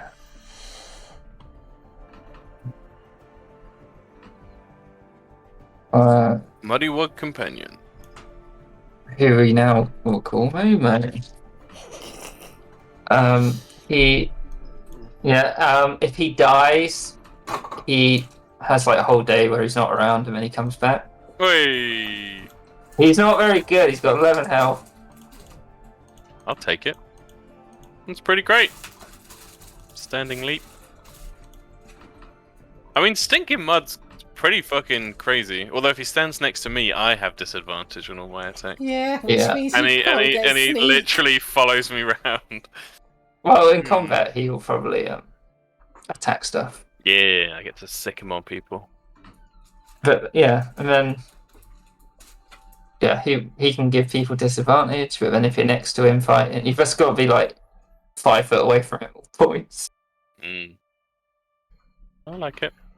Bit of complexity. Just put him in the back and get him to throw mud bombs at people. Mate. Mama. That's actually pretty fucking good. Like, Yeah. just stand 20 feet away and throw mud bombs and restrain people potentially. Bombs. Okay, then.